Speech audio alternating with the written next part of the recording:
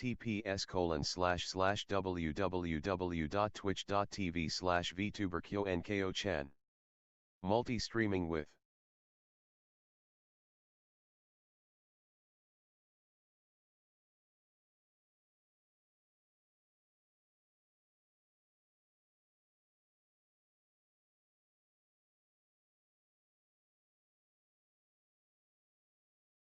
Very complex and interesting situation that has developed around Chris Hansen and Onision as of late, and by the looks of it, it's coming to its boiling point very soon.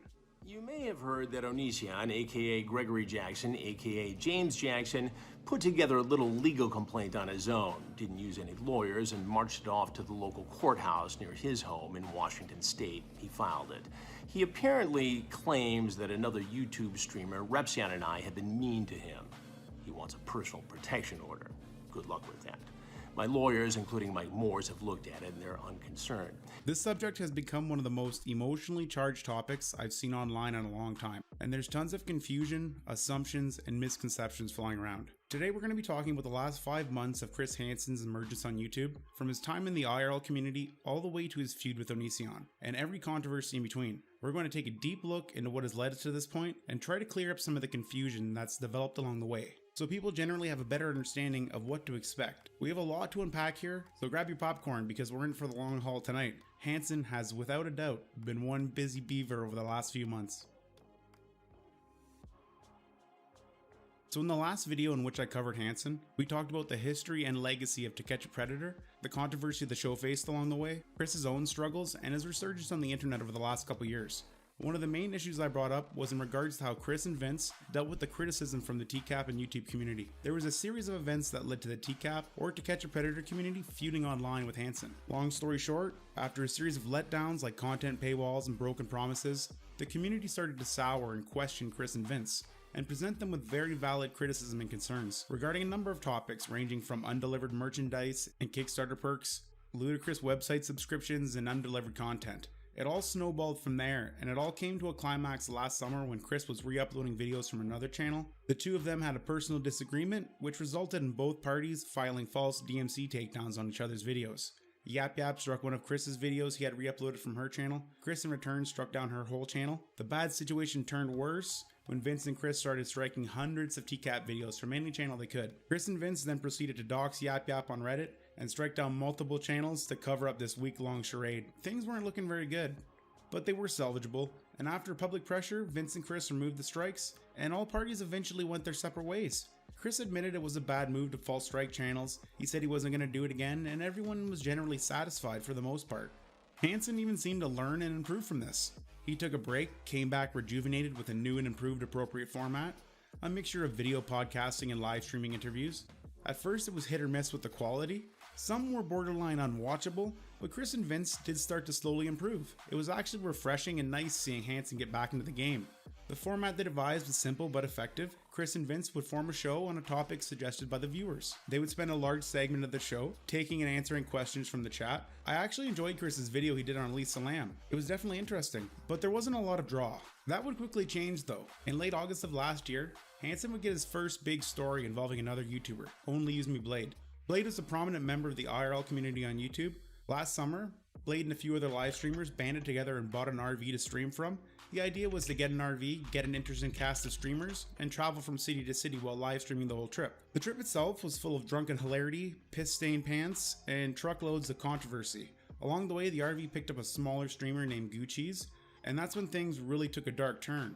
While live streaming to thousands of people, a drunken Blade asked Bajorn permission to go back and sleep with Gucci's, who at the time was highly intoxicated and sleeping alone in the RV bedroom. Blade then went back to the RV and crawled in bed with her, and people lost their minds, and rightfully so.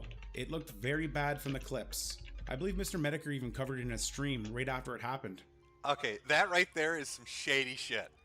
This dude knows there's a camera watching him, so he says he has to use the bathroom, and then he uses the bathroom door to block off the back room so he thinks you can't see him. Weatherman have weird hours. There were actually a few huge YouTubers that actually made videos about this. Critical's video has over 1 million views in this incident. There was a massive flood of people talking about this, and in the days preceding the incident, it actually looked like there was a chance of Gucci's pressing charges on Blade. After being alerted to the situation, Hansen decided to take a closer look into the world of IRL streamers, and reached out to Blade for an interview to get his side of the developing story. And after a quick little prep talk with Keemstar, Blade actually agreed to have a seat, and Hansen was able to secure an interview days after the incident. Did you sexually assault I__M_A__rock. Jessica? Sorry, not. I don't have Absolutely anything. not. I did not touch her in that bed at all. I'm not a racist, but sometimes I say like the N-word or I say something super offensive to women when I'm in that mode. Did you say, whether you were drunk or not, something to the effect of, have you ever been raped? You should be. Or something to the effect of, you seem rapeable. There are clips of me saying that. I can't deny that, yes. Let's talk for a minute about this stream where you... Oh, wait, my mic is on. Oh, geez. Look like you've been drinking. I'm sorry. No secret, Greg, we talked about that. It's been by my, You're holding a dog. Okay. At some point, you what is that thing dog. called? It Volume looks like in the projector video, thing. it's a pretty aggressive toss. It looks like you're abusing that animal.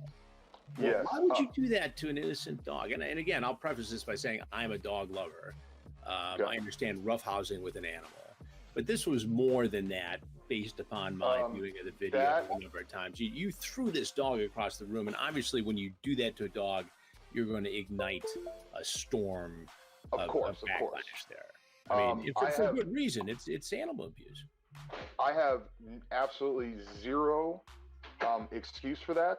That was fucking horrific. There is a... Bjorn, I need you to go away, dude. It's a shame this gem is gone now, because it was actually a pretty good interview. Hansen is a good interviewer, you can't take that away from him. He excels at applying subtle pressure without sacrificing rapport. It was also entertaining to see Chris asking questions about meme culture and his reaction to a drunken Bjorn. Talk to him. Hello, Chris Hansen. Hello, Bjorn. How are you? I'm doing very good. Bjorn, he wanted to ask you why you were talking a lot of shit to him today. Bjorn, you seem to have an issue with me, and all I'm trying to do is do a straight-up fair story here. Okay, I'm sorry, but your last name is Hansen? Yes, it is. But that's a Scandinavian name. It's Danish, actually. I assume Bjorn is, too. He's from Denmark. I'm from Denmark. Right. So are my So people. are you fake? Am I fake? No, I have Danish blood. Hansen. But are you American or not American? I was born here in the United States. But my but your last name is not American. Okay. Okay, that's it for Bjorn. Thank you, Bjorn. Now I think I understand a little bit. His last name isn't American. Oh my god. The jig is up. At other streamers. Tons of names were being thrown at him. Onision, Sam Pepper. But ultimately, fate stepped in and produced another controversy almost immediately, involving another large YouTube streamer, Ice Poseidon. At the end of the summer, a lot of accusations were being thrown around towards Ice Poseidon, accusing him of predatory behavior and talking inappropriately with a young girl who appeared to be underage.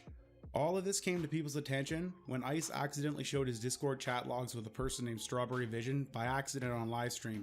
He showed them for a split second, but it was enough for someone to snag a screenshot and take a closer look. Coincidentally, the name Strawberry Vision was also linked to a 13-year-old stream sniper that Ice met in Japan, leading people to believe that they were the same person. Memology covered this heavily in a video and on a live stream, which led to another large amount of people hearing about this. Right now, his video sits at about 200,000 views, and the evidence he presents in it is very compelling and definitely raises a lot of questions in people's eyes. Ice, like Hansen's current target Onision, both draw a lot of conflicting opinions out of people. Ice Poseidon isn't as hated as Greg, but there are similarities. They both have large fan bases, they both have massive amounts of detractors, they both have very serious allegations thrown at them, and they both always manage to find themselves in controversy. Once word got out that Chris Hansen was taking a closer look into Ice Poseidon, a lot of anticipation started to build with the public. Ice Poseidon, modern day streaming shock jock, or is there something more disturbing going on Discord? Check out my live show Wednesday, 8 Eastern on my YouTube channel, Hansen vs. Predators. Alright, I'll be watching. Ice Poseidon tried to play it off like he wasn't worried, but you could tell he was uncomfortable with the idea of being interviewed like Blade was. Seeing Hansen tackle this Discord craziness was grabbing a lot of people's attention, and all eyes were on him as he prepared for his upcoming dive into the Ice Poseidon allegations. But when the time came, instead of getting a deep dive that answered any questions, we got this. Oh, it's picking up my speaker thing. Hey guys, Chris Hansen here. I just did an entire live program that you did not see on my YouTube channel here, Hansen versus Predators. I think there was a hacking issue and some other technical difficulties. The topic, Ice Poseidon. We had some clips of ices that I played and commented on. We also talked about a conversation I had earlier today with Ice, which was, pretty straight up and forward. He did not want to appear on tonight's show for a number of different reasons, but he was very honest that he was changing directions a little bit with his content. And he thought that maybe he was going to get a hard time from some of the people in the subreddit community and on Discord. He's already been the target of a lot of swatting and a lot of abuse and allegations. Obviously, Ice has been criticized for different things, including language involving underage girls, commenting on news clips where a 9-year-old was coached into undressing by someone online, saying it was her fault.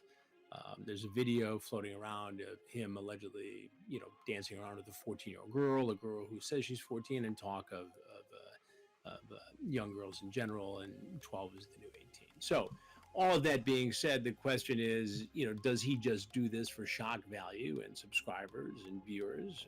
I think that's probably a big part of it. Does any of it cross the line taste-wise? I don't get it. I don't like it, but I don't have to. It's his First Amendment right to do things like that. And I really want to explore this further. So what I'm going to do is we're going to figure out how we got hacked, what happened. We're going to figure out a way to play the videos in the next show, and Vincent and I are going to sit down and go through all that right now. And again, I apologize for the technical issues, whether they were hackers or something that we haven't figured out yet. But we are live now. I guess we could probably take some questions, but I really feel bad about having done the whole show with video clips that based upon the way we got back on the air here cannot be played right now. This was a very strange live stream. So Chris and Vince proceeded to go live and look over the evidence. They did a whole live stream, but it didn't show up because they were apparently hacked. Then the hacker just stopped and let them live stream right after. Rather large hole in the market share that Toys R Us once held. Of course, Walmart, Target, and other big box stores jumped on the opportunity, but as it turned out, most consumers missed what Toys R Us had. The brand loyalty was rather strong. The private equity firms that now owned and arguably killed the company had seen value in this unique proposition. Toys R Us was a huge brand in the market it served, and with it gone, it created a huge gap, not only in the markets, but in consumers too. They saw that the brand itself still had enormous value, more at least than just auctioning it off to someone else. So in October of 2018, they had submitted a bankruptcy court filing stating that they were going to retain all trademarks of Toys R Us, citing their intentions to use it for future retail opportunities. And all of this was packaged under a new company called Jeffrey LLC. So not too long after, they unveiled a new store concept called Jeffrey's Toy Box. However, this wasn't really a store. The concept was to bring a wholesale store within a store concept to over 600 Kroger locations across America. Store within a store is exactly what it sounds like, for example a Starbucks inside a Target. However, Jeffrey's Toy Box wasn't even really that. When they began popping up, all they really were was several cardboard display units with the former Toys R Us mascot and the new brand name. Each Kroger store would sell around 35 unique Toy Box items, and that's really it. But this was only the beginning for the Toys R Us comeback. In January of 2019, the former Toys R Us company emerged from their 2007 bankruptcy as a new corporation. Toys R Us, Babies R Us, Jeffrey's Toy Box, and other brands were all packaged under a new parent organization called True Kids Inc., the TRU being an acronym for Toys R Us. This company was now under the full ownership of the previous equity firms who bought Toys R Us, as well as other private lenders who purchased equity stakes in the new company. True Kids was created to oversee all the trademarks, retail, and e-commerce relating to the Toys R Us core brands, as well as other various toy and baby companies. These already established brands accounted for over $700 million in sales the year prior. So the new company was pretty serious about starting out strong, and the head of this effort was their CEO, Richard Berry, the former chief merchandising officer at Toys R Us. True Kids also took on various other former executives at the bankrupt company to serve as senior management. In July 2019, the company announced plans to revive the Toys R Us brand with the opening of new retail locations. The company wanted to start out small, opening 2 test locations, one in the Westfield Garden State Plaza, located in New Jersey, and the other at the Galleria in Houston, Texas. These 2 stores, however, weren't like the ones of the past, the huge, big box style of retail.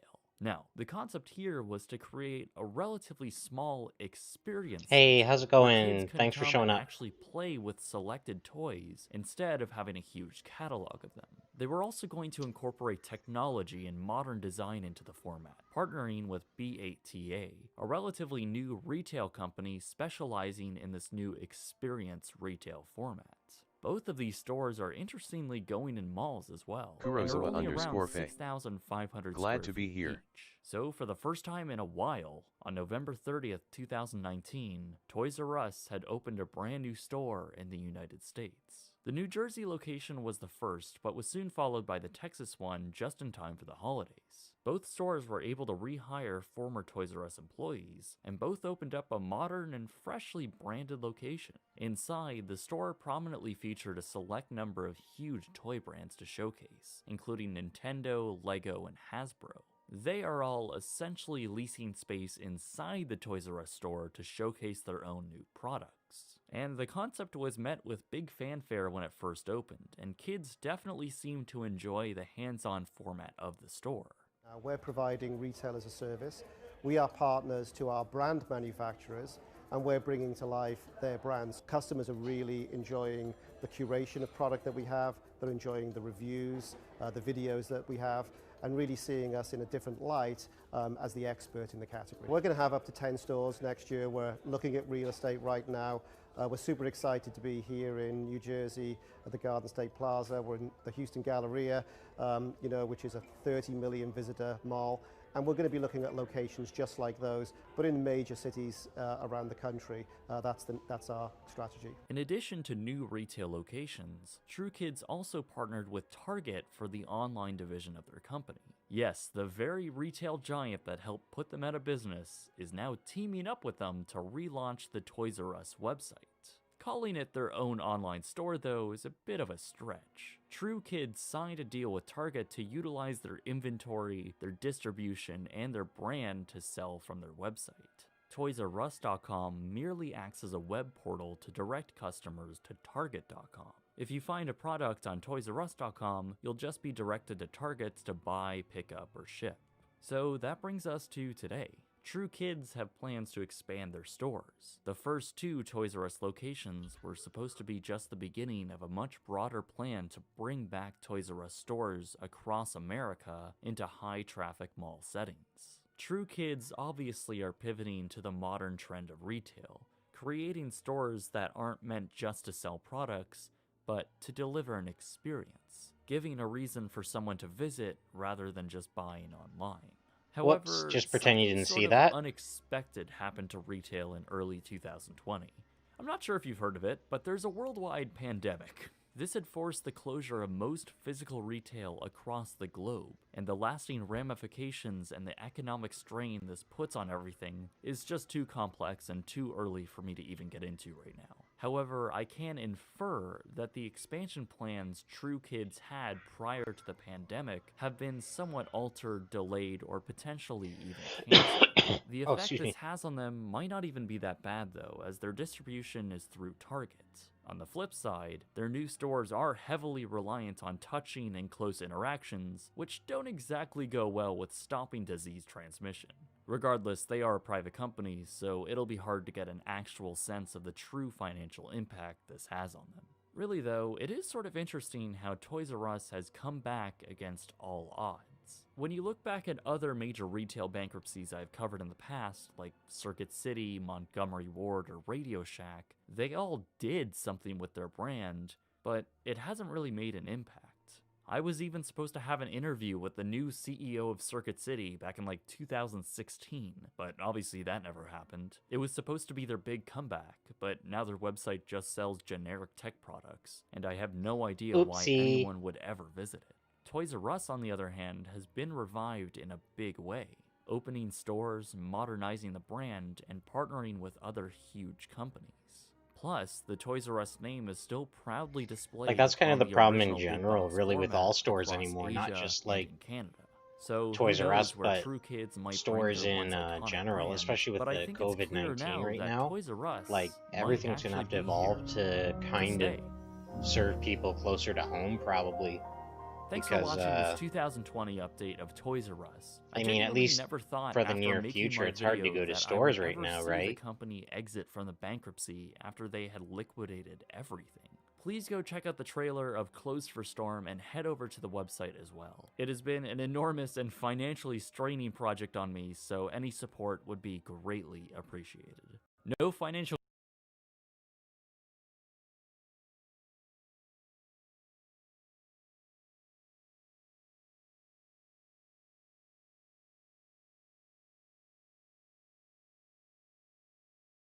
Hey y'all, Scott here. You know, there's this neat thing that happens You guys like whenever Scott I talk the about game Woz? compilations. My house catches on fire. It's happened once before, it's practically a tradition at this point, but I'm laser focused on safety this time. I have a fire extinguisher on standby and loads of safe thoughts up here. Before I start, I should probably take all my flammables off the floor. As much as I love shelves full of games, sometimes you just need something a bit simpler. Oh my god, yeah, it's great to have compilations! Collections of games all in one package, and we've already taken a look at game compilations before. Specifically Sonic Mega Collection Plus, Mario All-Stars 25th Anniversary Edition, Kirby's Dream Collection, Atari Anthology, Activision Anthology, Namco Museum on Xbox, Namco Museum 50th Anniversary, Namco Museum on Switch, Sonic's Ultimate Genesis Collection, Dreamcast Collection, Sega Classics Collection, SNK Arcade Classics Volume 1, Metal Slug Anthology, Mega Man Anniversary Collection, Mega Man Legacy Collection, Legacy Collection 2, but not Sonic Gems Collection, so we should talk about that before things get weird. Sega has always been quick to make as many of their older games playable on as many platforms as possible. If they even think you're about to say, I could really go for Vector Man 2 right now, they will stop at nothing to make sure you question why you wanted to play Vector Man 2 in the first place. My favorite compilation Sega ever put out was Sonic Mega Collection for the GameCube. It's my favorite for incredibly shallow reasons. I grew up with this game, and while I had prior experience with Sonic 1 and 2 on the actual Sega Genesis, the presentation of this compilation was so amazing. They had a plethora of extra content, and the menus along with their music was just so good. Thank you for the Plus, sub, they had Sonic Lord 3D of Bass Cavalry. playable here. Sure, it's a bad game, but that proves how brave they really were. Mega Collection focused on Sonic games for the Sega Streamlabs. Genesis. You had all the main Thank classic you for titles available here, subscribing, Lord alongside of some Cavalry. spin-offs. But there was one game that made total sense to include that was missing. The Eighth Sin. Sonic CD, the game for the Sega CD add-on for the Sega Genesis. It was still a classic mainline Sonic title, and it was considered one of the greatest Sonic games of all time. Only 2 of these statements are correct. Sonic CD's opening and ending cutscenes were available in Sonic Mega Collection, and the game itself was planned to be included. But why do that when you can make an entirely separate compilation? Sonic Gems Collection, released a few years after Mega Collection, exclusively on the GameCube here in North America, while a PS2 release was totally a thing in Europe and Japan. The concept behind Sonic Gems Collection was obscure Sonic classics, and that is so cool! Not only would Sonic CD become readily playable on dear god anything but a Sega CD or the old PC release, but it would be available alongside oddball games from the franchise's history. What, stuff like Sonic Schoolhouse, Sonic Pocket Adventure, Sonic Eraser, Oh Sega god, Sonic Sonic the Hedgehog, the educational Schoolhouse. Sonic games for the Sega Pico, the prototype for the canceled Sonic Extreme, I'm almost Knuckles certain that Chaotic, what's Sonic that game? Crackers? Baldi's Baldi's 3 Basics games are is the based on headliners Sonic here. Sonic Schoolhouse? CD, Sonic R, and Sonic the Fighters, a treasure chest of rare gems. Has Sega ever heard of peer reviews? Listen, sure, these are all far more obscure than your typical everyday Sonic game, especially in 2005 when this collection was released, but this just feels like they wanted a reason to release Sonic CD on modern platforms, threw in a couple extra games to call it a collection, and boom, disappointment. This was such a missed opportunity. Like, sure, Sonic R and Sonic the Fighters are fun, somewhat obscure releases, but the concept of a collection going over a franchise's more unknown releases and for it to only focus on 3 measly games when there is so much more to pull from, it's disappointing. A lot of the obscure Sonic games I listed originally actually were planned for the collection at one point, but they decided against them due to technical difficulties or for just no reason at all. Gems Collection also includes a handful of Sonic games for the Game Gear. Whoa. It's weird they don't count these as actual additions to the collection and just label them as extras. What, were people that pissed at Sega calling Game Gear games real games? They're bonuses! They're bonuses! Vector Man 1 and 2 are playable. Yup, some real Sonic gems there. But over in Japan and Europe, they got more games. They got Bonanza Brothers and Streets of Rage 1, 2, and 3, and never have I been more ashamed of living in Ohio. This compilation pulls a lot from Sonic Mega Collection Plus, specifically the menus, and there's not much in terms of extras that are really all too groundbreaking. I always wanted this collection as a kid. I mean, I had Mega Collection, of course I wanted Gems Collection as well. I was only human. For years, this game eluded me. I never saw it in person, never saw it for sale, new or used, and one day I said, I can't live like this. I clicked a certain button on eBay and Sonic Gems Collection was finally mine. Of course, ever since I bought this, I see this game for sale everywhere, and that always happens to me. A game I never see for sale ever. When I finally find it and buy it, it starts appearing fucking everywhere. Calling all games, don't pull a Sonic Gems Collection, that bugs me. Getting to play this compilation was a cool feeling after all this time, but the games included are mostly polarizing. If you love one of the games in this pack, it's likely you won't like a good chunk of the rest. And the fact they could have gone so much farther with the idea of rare gems, and all they did was throw a couple of Game Gear games in here and some Sonic games that were so hard to find ways to play at the time that you may or may not like. I'm not a fan of this compilation. It's a fine way to play these games, it's just always going to feel like it was an excuse to re-release Sonic CD and nothing more. Well, we're 0 for 1 with Sonic compilations so far, let's rinse our mouth out with Sonic Jam on the Sega Saturn. Sonic Jam was one of the first major Sonic compilations and was basically a way for Sega to get something Sonic related out on the Saturn. There wasn't a ton of Sonic games on the system, so Jam was released to satiate the lust. This is a collection of Sonic 1, 2, 3, and Knuckles. You can attach Knuckles to the other games. You have new normal and easy modes, which alter stage layouts or just shortens the overall game experience by removing levels, I don't know. The games themselves play amazingly. They are near perfect recreations of the original Genesis games, and of course, it has Sonic World. This was a preview of what a 3D Sonic game could be. It's nothing special, but it's incredibly charming and it's kind of easy to just get lost in this small little hub world. It's such a cool yet often forgotten piece of Sonic's 3 history, or history in general. The Sonic World hub has small little missions to complete within it and is how we access the bonus content like commercials and artwork. This was and honestly still is an incredible compilation. You can tell they put so much work into this release. It just makes me wish this hub world and commercials were included in something like Sonic Gems Collection, but thank God it has Vector Man 2. Let's finish up the Sega talk with one more collection, Sega Genesis Classics on the PS4, Xbox One, and Nintendo Switch. You know, when this was announced, I was pretty into it. I loved Sonic's Ultimate Genesis Collection on 360 and PS3, and this seemed like it was that again. Popping it in, and that's kind of right. So there are a good handful more games in Genesis Classics compared to Ultimate Genesis Collection, but oddly enough, some are missing, like the Echo the Dolphin games and Sonic 3 and Sonic and Knuckles. Now, Sonic 3 and Knuckles have been in legal limbo for a while, so Sega just completely gave up on those games. The Echo games are out of missions though, but whatever, I only play those like once a week. I'm fine popping the old collection in for them. Overall, this is a fun way to be introduced to these games or relive memories of them. There are tons included, they run fine enough, you get different filters and borders, you can turn off the borders, and a lot of cool features are included like rewinding the games plus online multiplayer for some titles. But Sonic's Ultimate Genesis Collection just had more oomph to it. It felt like there was more passion and professionalism behind it. All the extras, unlockables, and overall style made this a much better experience. Sega Genesis Classics with its 3D user interface, omitted games, and a lack of attention to detail make it feel amateurish and cheap. Like instead of using the actual game box arts, they just plastered the game logos on stock Genesis boxes. Like, come on. The 90s room setup is kinda cool, but it looks so dated visually. It's obvious they weren't given much of a budget for this, and while I can appreciate they wanted to do something more than just a simple menu, at that point, don't even try. You didn't have the budget for a nice looking room. That's okay, just go for a simple and clean 2D menu like Ultimate Genesis did. Sure, there are some nice features like changing filters and borders, something Ultimate Genesis Collection didn't have, but I'll always take it in comparison because it just felt like a more substantial package. It had cool unlockables and the borders were sort of annoying, yeah, but they made unique ones for every game. That's kinda cool and annoying. Here, it's just basic ones and there's nothing to unlock, no bonus features, and the menu's ugly. Plus all the things you can change with it like the time of day, why? Comparing this to Sonic's Ultimate Genesis Collection's interface is the definition of less is more. Also, the Nintendo Switch version's missing the Wonder Boy games. Well, if we want to actually be happy, we can try something else, so why not the Legend of Zelda Collector's Edition on the GameCube? This is a weird one. This disc was available through GameCube console bundles, Nintendo Power subscriptions, loyalty programs. This was fundamentally a carrot on a stick for Nintendo fans. If you buy a GameCube, we'll give you something to do with it. The box isn't formatted like normal GameCube box art with the logo in the top right corner, and the name itself is sort of bizarre, just The Legend of Zelda Collector's Edition. Why not name it something like The Legend of Zelda Collection? Popping it in, we have access to the original Legend of Zelda, Zelda 2, The Adventure of Link, Ocarina of Time, and Majora's Mask. Yep, the two NES and N64 games. No Link to the Past on Super Nintendo, no Link's Awakening on Game Boy, no Oracle of Seasons and Ages on Game Boy Color. Why not include these games as well? I mean, you have to draw the line at some point with adding games, but this is like a sandwich with no meat without Link to the Past. I mean, all the games are fully playable here. It may not be the best way to play them, considering Majora's Mask has a severe case of not running well, but if you only had a GameCube and you had this disc, you got a ton of value here. These are 3 of the most beloved games of all time in Zelda 2. We even get a playable 20-minute demo of the Wind Waker, plus 2 videos, and that's it. I mean, I can't really complain, but it's just kind of a bizarre release. So Zelda Collector's Edition is too weird for me. If this game was a human, I'd fucking run. I think I want to go back to old reliable, the Namco Museums. Namco Museum Remix on the Wii is how I realized I wasn't deaf, but I may be soon.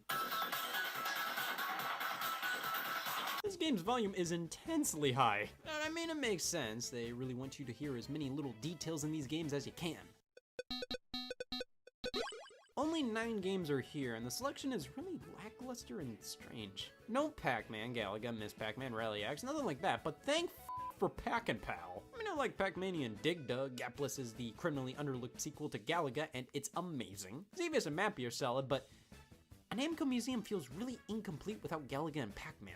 Instead of these games, we have 5 remix titles. What are these? Wii minigames that aren't interesting. Namco Museum Remix feels more like a Wii minigame collection along the lines of Wii Play than a Namco Museum. And why are these remix minigames based on arcade games not playable in this collection? Why is there Rally X Remix but no Rally X? Namco later re-released Remix as Namco Museum Mega Mix with double the arcade titles and 1 more remix minigame, and this is more like it. See, Mega Mix has a legitimately good lineup of arcade games. It no longer feels like the quality of the lineup is lessened by the focus on remix minigames. This is a solid collection. This is Namco Museum Remix. But to truly appreciate a Namco Museum title, we have to look at more of them. So here we go, Namco Museum on Game Boy Advance. Just a simple collection including Miss Pac-Man, Galaga, Galaxian, Dig Dug, and Pole Position. No frills, no reason in hell to play this game now, but for the time, this was great. They adjusted the games to work on the Game Boy Advance screen quite well, giving you options to play all zoomed in or with the full arcade screen in view. With Miss Pac-Man, Galaga, and Dig Dug, in my opinion, those are the must-play Namco arcade classics, and having them portably was icing on the cake. But I didn't have this game as a kid. I had this game, Pac-Man Collection. 4 Pac-Men, the original Pac-Man, the puzzle game Pac-Attack, the isometric game Pac-Mania, and Pac-Man Arrangement, the game where Kinky the Ghost joins the fray. Arrangement's a fun spin on typical Pac-Man with tons of gimmicks added. I remember playing this game for hours on end as a kid. Pac-Mania was a nice change of pace from regular Pac-Man, and Pac-Attack I can appreciate because it's a really clever way of taking the ideas and mechanics of Pac-Man and turning them into a Tetris-like puzzle game. However, I had no damn clue what I was doing in this game as a kid. I just thought the way the blocks dropped was kind of satisfying, so I would play this from time to time and fail immediately. I have nostalgia for this collection, but my god, looking back, I would have so preferred Namco Museum on GBA instead. I mean, Pac-Man Collection has some neat games, but at the end of the day, fucking Pac-Man's fucking Pac-Man. Well, thank you for the sub, Ace22. Namco Museum had Ms. Pac-Man, Thank you which for is subscribing, the best version of Pac-Man, plus a Ace2002. variety of other games I really love. Plus, what the hell kind of a box art is this? I've always had a soft spot for the arcade compilations. I mean, without them, a lot of these arcade games, I'd have to buy a small portion of land to own just one cabinet. It's nice to have them readily available in a collection playable on a game console. Midway Arcade Treasures was a series of games released for the GameCube, PS2, and Xbox, and each one has a different age rating. There's something for everybody here. Arcade Treasures 1 focuses on the old school arcade games, stuff from 1980 to 1990. We got Clacks and more here. It's a decent lineup: Smash TV, Paperboy Gauntlet, Rampage, Joust, Root Beer Tapper. There are 24 games here, which is a great amount. However, I'd be more into this if the menu wasn't atrocious. What the hell am I looking at here? So they use vague symbols and just show gameplay in the center to portray what you're selecting?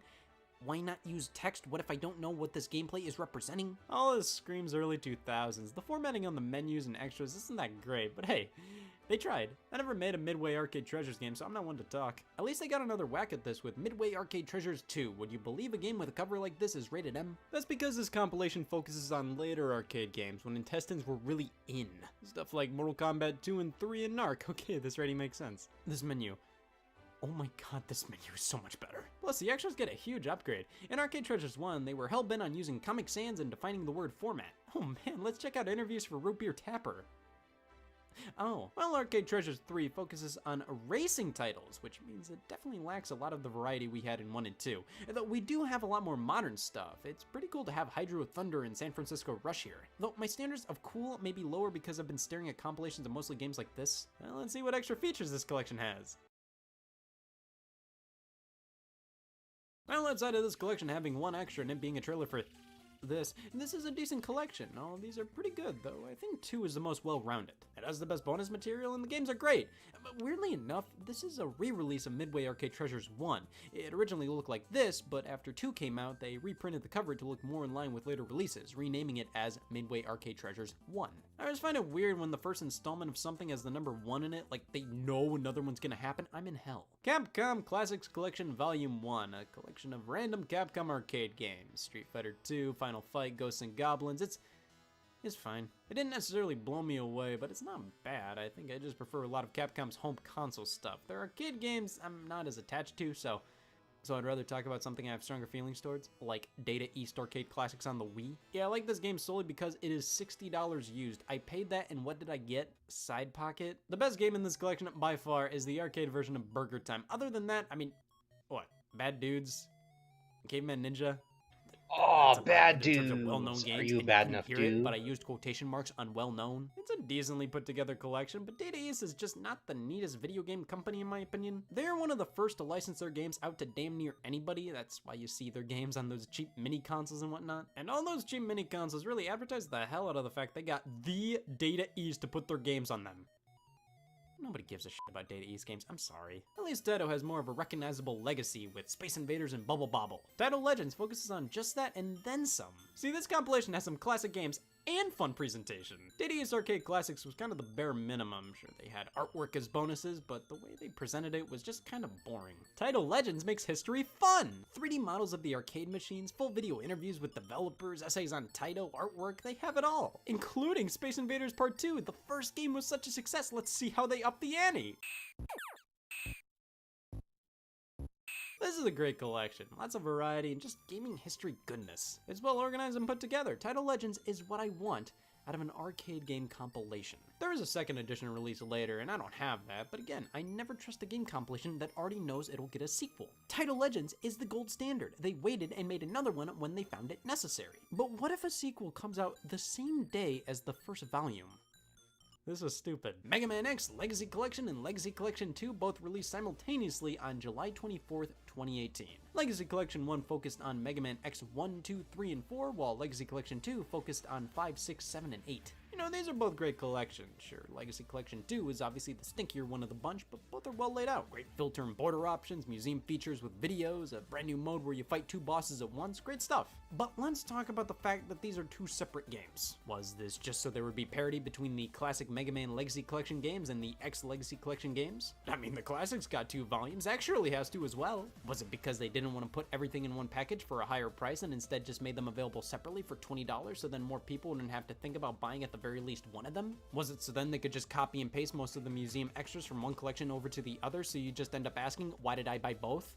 Why did I buy both? I'll tell you why. See, originally I was just gonna pick up X Legacy Collection 1 because that was the one with the good games. I bought it on the Nintendo eShop and realized I accidentally bought 2 by mistake, so I have both, good for me. You know what else had a similar release strategy? Atari Flashback Classics on the PS4 and Xbox One. They released them via 2 volumes at the same time, and I had the same question as many others. What, you couldn't fit all these Atari games on one disc? They're Atari games, they're minuscule, they're the size of my respect for these collections. I separate them via 2 volumes, and a third one released later at that. Thankfully, all these volumes were compiled into one for the Nintendo Switch release. This is how things should be. This is Atari Flashback Classics on the Nintendo Switch. 150 games here, and I only care about like 5 of them. I mean, this is the most extensive Atari collection yet, and if you want to get into this era in gaming, here you go. This is the compilation to get because it really sells how lame a lot of the games were back then. I can appreciate the simplicity of these classic titles, but even the biggest Atari head on the planet will say, yeah, most of these games are trash. But 150 games available and most of them being lame,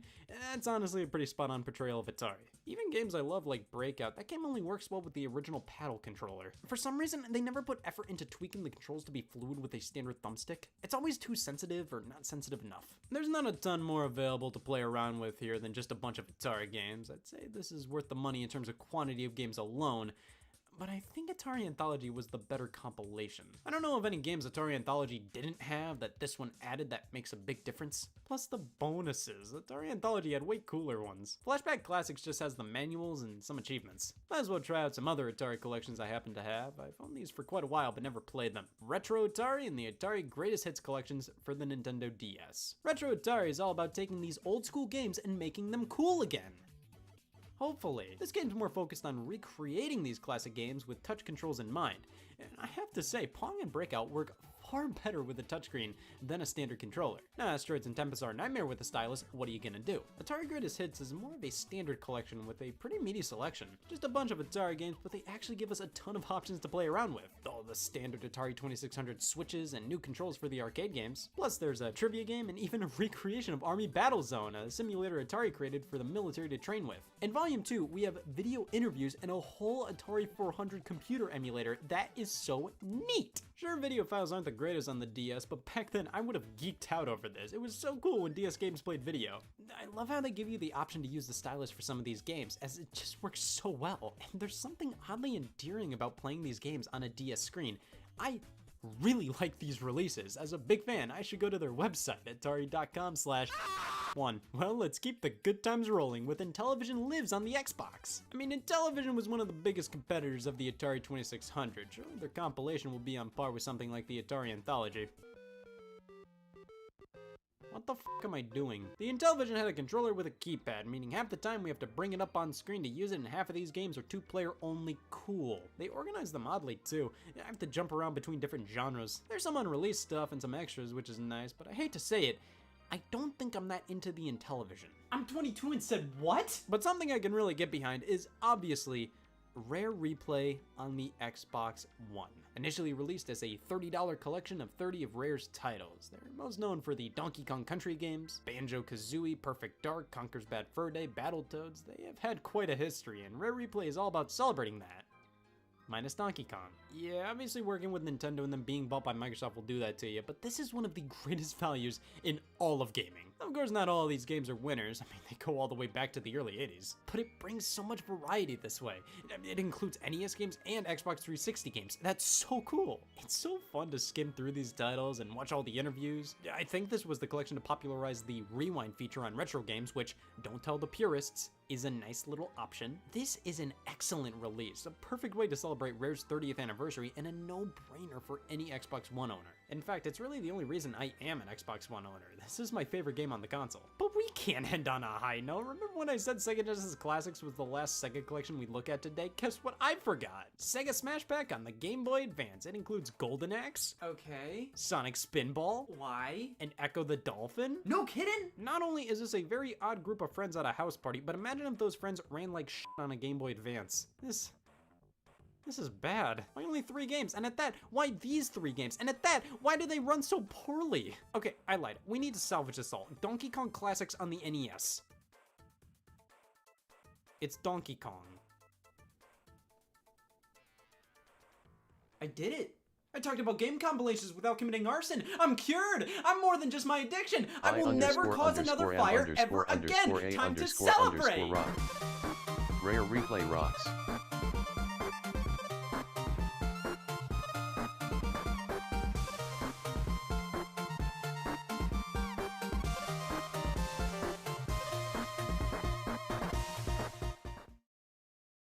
Back in my high school history class, there was a great fuss made over comparing and contrasting Jamestown and Plymouth, the first 2 permanent English colonies in what is now the continental United States. You'll often hear that these 2 colonies represented the dichotomy of the American mind. Jamestown on one hand, founded by capitalistic adventurers looking to make their fortune, and Plymouth on the other, founded by a religious minority persecuted back in the old country who were seeking a new home where they could worship freely. Some will even go so far as to say that Plymouth defined the culture of the North, and Jamestown defined the culture of the South, and that it was those differences, writ large, that would pit their descendants against one another more than 200 years later in a bloody American Civil War. Over the next, however long this video is going to be, I'm going to examine the mythology surrounding these 2 colonies. Can we, as historians and students of history, confidently point to a single moment where American culture and identity started? Or is it just way too complicated to tell? Don't get me wrong, the founding of these two colonies were watershed moments in American history. But let's not overinflate their importance. And what's more, let's not get lost in poetry and metaphor when we're talking about history. The first two permanent English colonies in the continental United States. You might have noticed that there are quite a few qualifiers in there. The permanent one kind of makes sense. Most of the failed colonies in America really didn't have too much of a lasting big picture impact, but it may be worth noting just how many of them there were. The lost colony of Roanoke is the most famous, but there was also the Popham colony in Maine, founded in 1607, just a few months after the Jamestown colony. Further back in 1570, you had the Ayacon mission in Virginia, a Spanish settlement, which only lasted a year, did not end well. The local natives slaughtered everybody except for one young servant boy who was then captured by the tribe and later rescued by a Spanish expedition, which is a young adult novel waiting to happen. Yeah, there were a ton of failed colonies and also lots of exploration up and down the coast.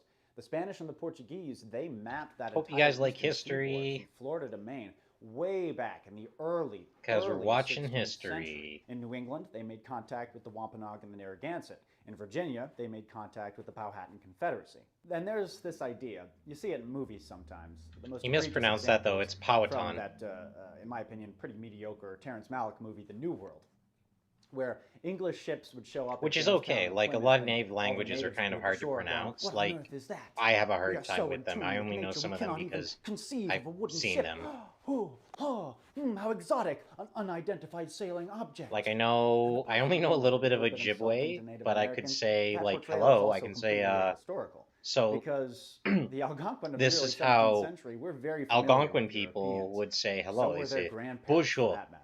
No, they would have seen the Jamestown ships and been like, yo, B-O-O-Z-H-O-O is the so we need phonetic spelling. gunpowder, we needed So that it's like yesterday, 'cause, bonjour, you know, we got to kill this almost other like tribe. bonjour, Steel hatchets, but with a Z. fresh ones, freshly sharpened, that'd be awesome. And wool. Definitely need lots of wool. It's going to be a cold winter, I think. Oh, I'm sorry? What do we have to trade in return? Oh, how about we don't kill you all when you get off the boat? I seem to have gotten sidetracked there for a second. Oh, those pesky qualifiers, right? So it makes sense that America's hometown would be a permanent or continuously inhabited settlement, but why does it have to be in the continental United States? San Juan, Puerto Rico was founded way back in 1509. Ah, yes, but Puerto Rico was in the Spanish Empire for a long, long time, and Jamestown and Plymouth. This guy makes a good point. Puerto Rico is a part of the U.S. now. What would become the 13 colonies, so okay, I that think. makes sense. I guess that also disqualifies. I don't know how it Sandusky, technically Florida, works founded in out, but 1565. whatever it Sandusky is was the right first now, in permanent my European opinion, settlement in the Puerto continental Rico West. should be a part of the United States, from what I understand. It wasn't English. A lot of people are saying that in 100 years' time, Spanish will be more widely spoken in America than English will. And maybe when that happens, San Juan and St. Augustine will be the new Jamestown and Plymouth. But for now, we are an English-speaking nation. Our government was founded on British common law. Britain is unquestionably our mother country, and our culture is dominantly Anglo-Protestant. Or is it? Well, that depends on a couple things. First, what your family background is, and second, where in the United States you actually live. Me, I'm half German Catholic and half Serbian Orthodox. My parents grew up in the Midwest. I grew up in New England with my brother. Now I live in Louisiana.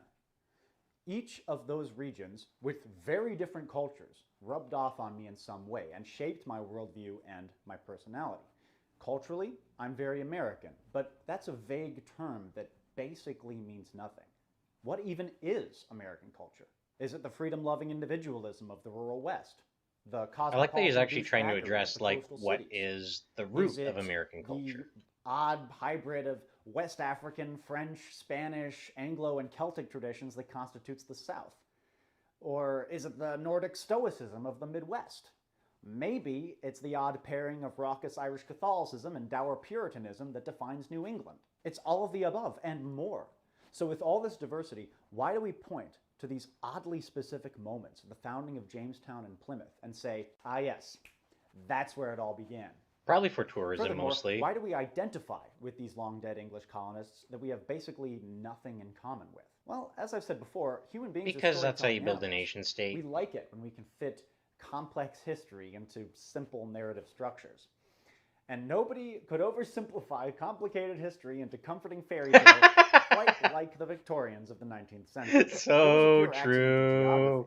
Oh my God. Massachusetts and Jamestown in Virginia. But in the 1840s and 50s here in America, as the political differences between North and South were fast becoming irreconcilable, Americans on both sides of Mason-Dixon started looking to Plymouth and Jamestown as their respective creation myths. The North identified with the Plymouth Pilgrims and saw them as proto-Americans. They were fleeing from religious persecution, which has a tremendous irony to it, but we'll get to that. And they would look at the Mayflower Compact, the founding document of the Plymouth colony, and say, yes, that was the beginning of American Yeah, it's a self-rule. weird turnaround And how that's they were why fleeing Boston from England was from the religious hotbed of persecution, revolution, because and then a lot of the those early justification New for England taking Puritans native were lands so was, fiercely oh, you guys independent didn't from the sign a crown. Christian The South, on the other hand, agreement. especially after the war got started, viewed their struggle as essentially a continuation of the English Civil War. These Confederate soldiers, all the time, they wrote about how the blood of the Cavaliers was coursing through their veins, which has always struck me as a rather flattering comparison, but that's neither here nor there. And this does have some truth to it. Many of those prominent Virginians who led that state into battle against the Union were directly descended from those first colonizers of the Old Dominion. That Civil War era mythology is still taught today, but it's a gross oversimplification, mainly because there is much more to the north than just New England, and there is way more to the south than just the landed gentry of Virginia. A full quarter of the Union Army was made up of foreign-born immigrants, mostly Germans. By the 1860s, Scandinavians were already firmly established in the Midwest. And while you can still see the legacy of Puritanism in New England today, because of the town halls and village greens and first parish churches and general unfriendliness, by the time of the Civil War, the Anglos of Boston were quickly losing their ethnic majority to waves and waves of Irish and Italian immigrants. In the South, thank you for subscribing, Alimba Guy. Irish, Welsh, and I appreciate that a lot. Thank you so much. Florida was a war zone with a tiny little Anglo population. And Louisiana, my God, Louisiana, even today, Louisiana is like a different planet compared to the rest of the Streamlabs. Yeah, we had Thank you for subscribing, Alimba Guy. But those guys were French Catholic. I sincerely doubt that the Francophone Creole General P.T. Beauregard felt any sort of affinity with the Anglican gentlemen of Jamestown. By the Civil War, the descendants of those Puritans and Cavaliers were mostly still living in New England and Virginia. The folks who went to the frontier were the Americans who got off the boat as immigrants in Boston or Richmond and were told, nope, you're not welcome here. Yeah, this Keep guy has going. great Go stuff west." about So like even back then, early America American was much history more and a lot of Anglo-Protestant South than it is today. USA There was history, still a huge like amount the of South. cultural diversity that can't be easily traced back to the first two English colonies that happened to be successful. So culturally, ethnically, Jamestown and Plymouth have very little to do with the reality of post-colonial America. But one crucial question remains unanswered here. Did those colonies shape us philosophically? By which I mean, were their goals, aspirations, and values quintessentially American? A lot of A-push assignments, by design, take it for granted that the Pilgrims seeking religious liberty led directly to the First Amendment, and that the gold-hungry Jamestown colonists kick-started American capitalism. But that's a hastily drawn conclusion, and strikes me as way too easy and convenient. And it totally ignores the impact of like natives. Relinquish our big picture historical ideas for a second and focus on who these colonists were, not as mythological figures, but as human beings who actually lived. Like someone had to figure out all the trails and a lot of this stuff early on, right? They didn't just go there and suddenly know the landscape. You're energetic, young, a visionary, the Elon Musk of your day. Tobacco has a future, you tell your friends over drinks, and the best place to grow tobacco is the New World. Rival European nations have already had huge successes with colonial ventures.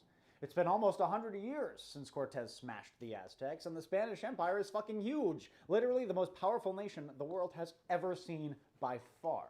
The Portuguese are all over Brazil, the French have just founded a port town in Nova Scotia, and even the Dutch are getting in on the action. They're regularly sailing around. Yeah, like history kind of understates when the Spanish came up against the Aztecs, like that was a huge accomplishment for them because the Aztec Empire wasn't, small by any means. It wasn't a little town. It was a huge deal they took. It's a pitiful showing, to be sure, but the fact is that the crown isn't that wealthy or prestigious. It just can't shoulder that financial burden that a major colonization effort would require. Poppycock, you say. If the crown can't pay for it, then, well, you'll just have to do it yourself.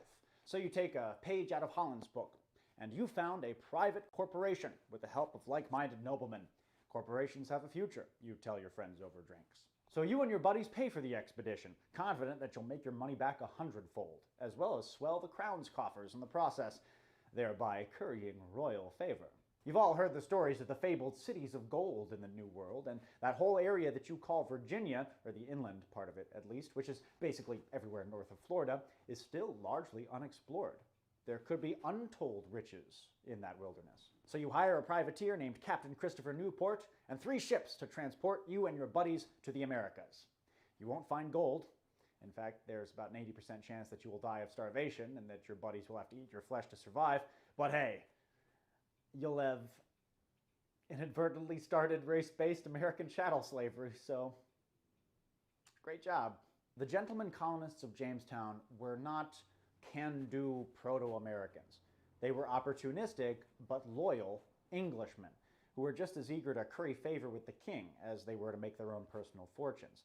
So basically no different from the many, many other European adventurers at that time who settled in all sorts of places all over the world. Jamestown was not unique, and the special place it holds in the American imagination is essentially manufactured.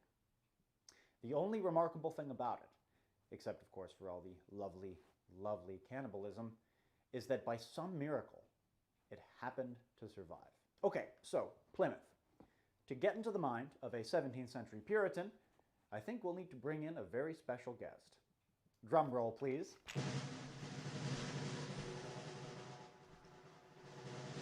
Says that infernal drumming. Thou art like to take me mind back to King Philip's War, when we heard the war drums of the savages resounding in the wood. Those unfortunates, not ensconced in the garrison house, were cruelly laid down. Their foes Is this about the history of the world exploration? And their scalps taken, no doubt to adorn a pole in some heathen wigwam. I am the Witchfinder General of the colony of Massachusetts Bay. Today I shall be relating the motives of the godly families that founded Plymouth Colony. Why are we seeking religious freedom? No, thou knave! We were seeking freedom from other religions. Foremost among them, the blasphemous and heretical so-called Church of England, with its popery and finery and prayer books. I say unto thee, the only prayer book a good Christian needs is the Holy Bible. Every man, woman, and good Christian child must needs forge their own relationship with Almighty God. There are those Puritans back in the old country who would reform the Church of England. Fie unto them, I say! We New England men are separatists. We believe that the Church is beyond fixing. The only way to live in a truly godly manner is to divorce ourselves entirely from that heretical Church. So we departed from England, though it was unlawful to do so by the decree of the king. But the laws of the king are not the laws of God, I say. And upon landing in the New World, we found it made to draft the Mayflower Compact. So we had it in writing that though we were forced to give perfunctory allegiance to the sodomite and degenerate King James, we would nonetheless have the power to draft our own acts, laws, and ordinances, the purpose being to create a new Jerusalem in the wilderness, away from papists, Quakers, Anglicans, and other such false Christians. Praise God! So saith the laws of Plymouth Colony. And as always, thou art a wretched sinner, utterly unworthy of God's love. A fountain of pollution is deep within thy nature, and thou livest as a winter tree, unprofitable, fit only to be hewn down and burned. Step thy life in prayer, and hope that God sees fit to show mercy on thy corrupted soul. Okay. Thank you, Witchfinder General. Jesus, that guy's intense. The Pilgrims weren't seeking religious freedom in the sense of the First Amendment. At the end of the day, though they were persecuted in England, I mean, make no mistake about that, but at the end of the day, they were seeking a home in a remote and distant corner of the world where they could practice their creepy religious cult undisturbed. And yes, you could say that free market capitalism, which obviously is such a huge part of the economic life of America, developed alongside colonialism. You could certainly say that. But the core American values of free speech and religious liberty, that wouldn't come onto the intellectual stage until the Enlightenment, about 100 years after the time of our colonists. No, the first colonists were very much a product of Europe, and it would take time, a long time, before a uniquely American identity would develop. So where is America? Oh, sorry. Well, Yes, this is wherever it about is. the history I of don't world think it's exploration, Jamestown or like early America founding. There was nothing uniquely American about those first colonists.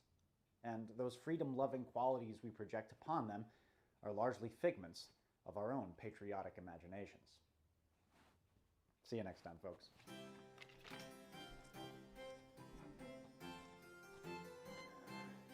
Crappy religious cult. How dare he? Hark thee now, folk of your tub. Most of thee are shameless freeloaders, watching me sermons without paying a single penny. But there are a few godly men among thee. I speak of Cooper Morrison, who pays a tithe of £50 a month. Mr. Morrison, this month, you have paid for no shingles in the meeting house roof, flints for the local militia. Why did the North invade the South in 1861? Was it because they hated slavery? No, it was to save the Union. Checkmate, Lincolnites!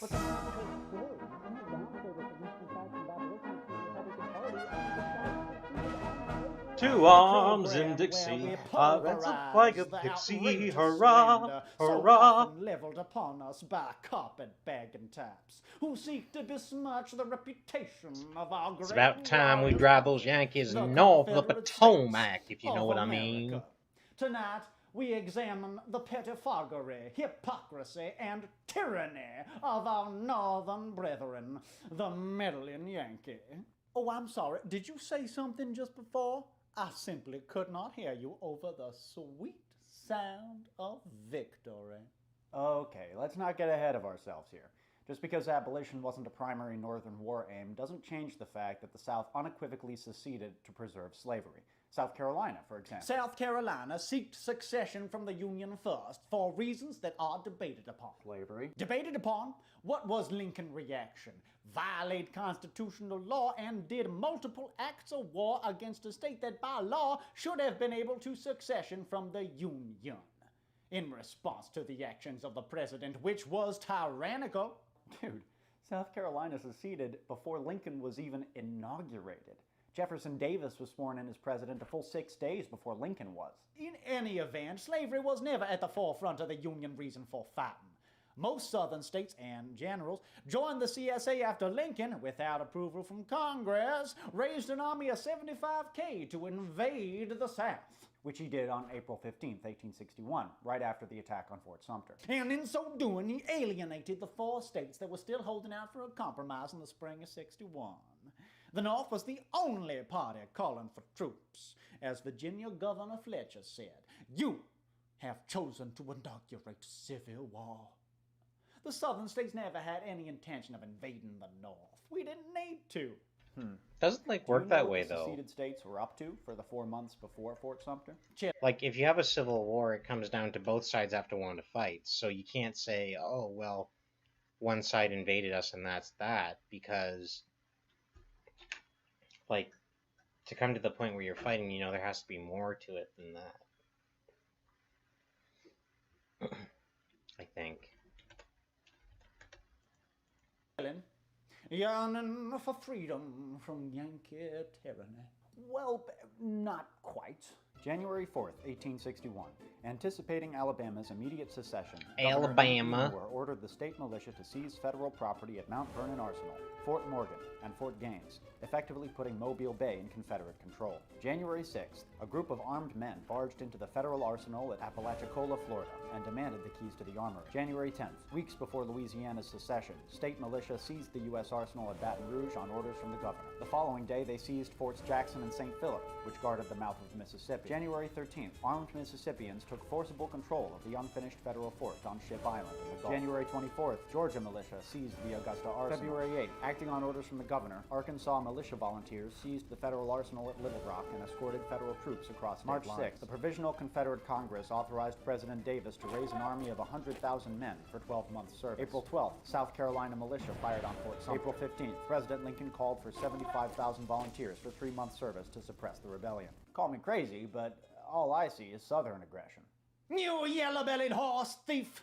We raided those armories and forts because we needed weapons, and plenty of them, to facilitate our peaceful and equitable separation from the Union. Good thing we did, too, for soon after the war started, the tyrant Lincoln showed his true colors. He suspended habeas corpus illegally and jailed his political enemies without any charges. What do you call that except despotism of the highest order?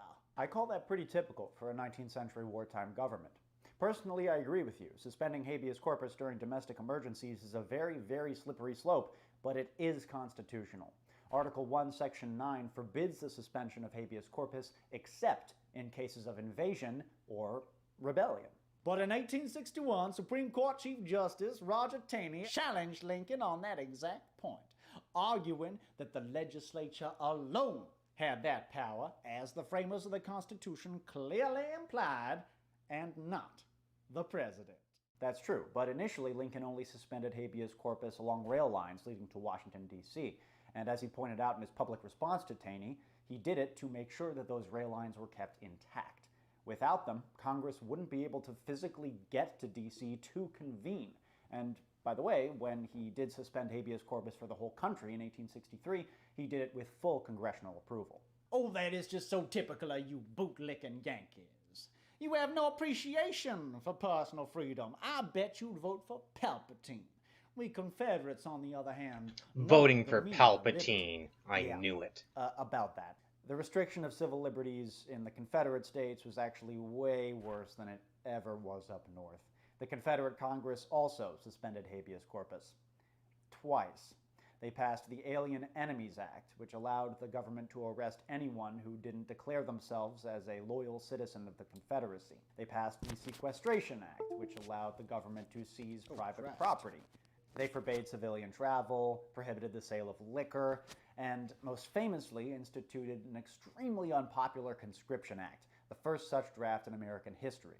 Again, all pretty typical actions for a wartime government, but you don't really have a leg to stand on when you prop up the Confederacy as this shining beacon of freedom, especially when you take into account the tyranny that's inherent in the institution of slavery.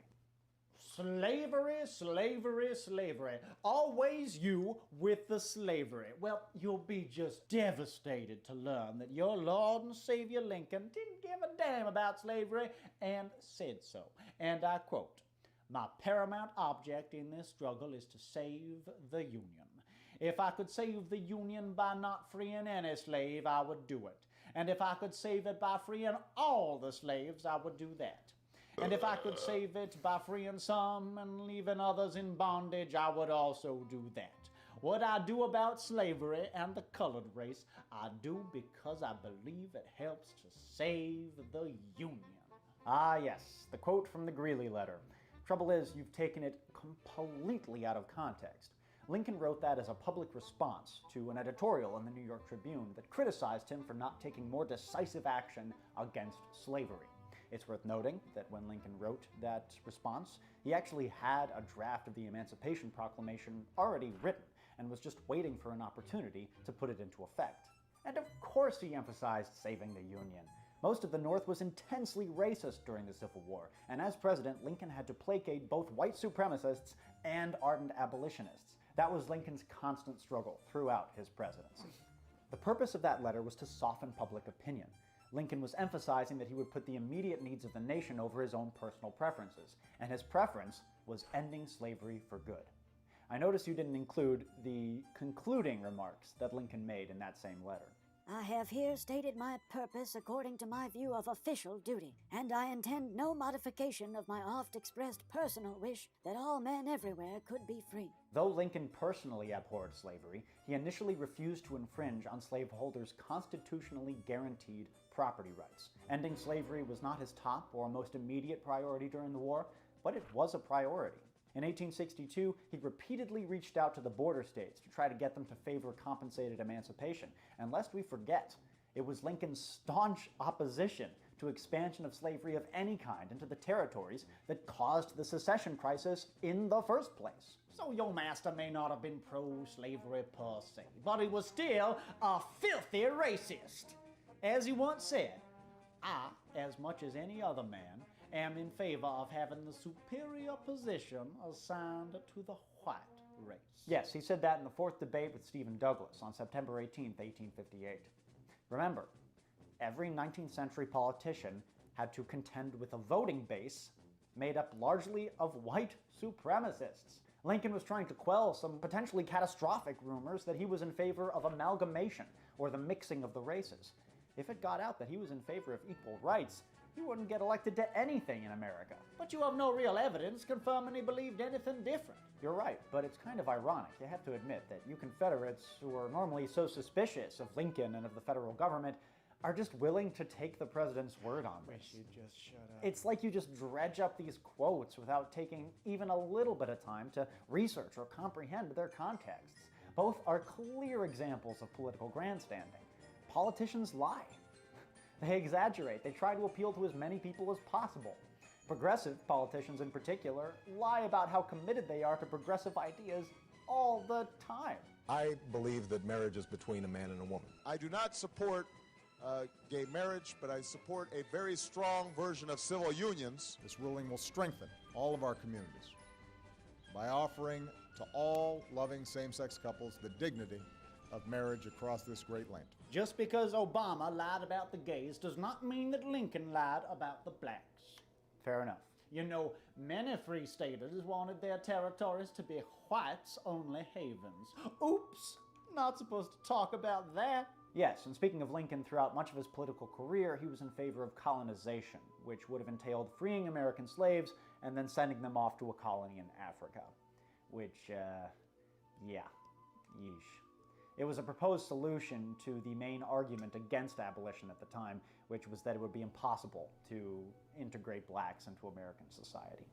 And that's horrifying, but at the time, that was a very anti-slavery position.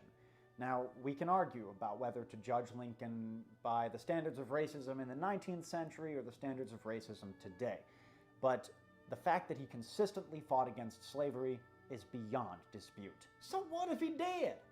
It doesn't change the fact that after the Emancipation Proclamation made freeing the slaves a war aim, average Yankee soldiers deserted in the thousands. And that forced the United States to pass a conscription act of their own, which famously led to the New York City draft riots, one of the ugliest episodes in Civil War history.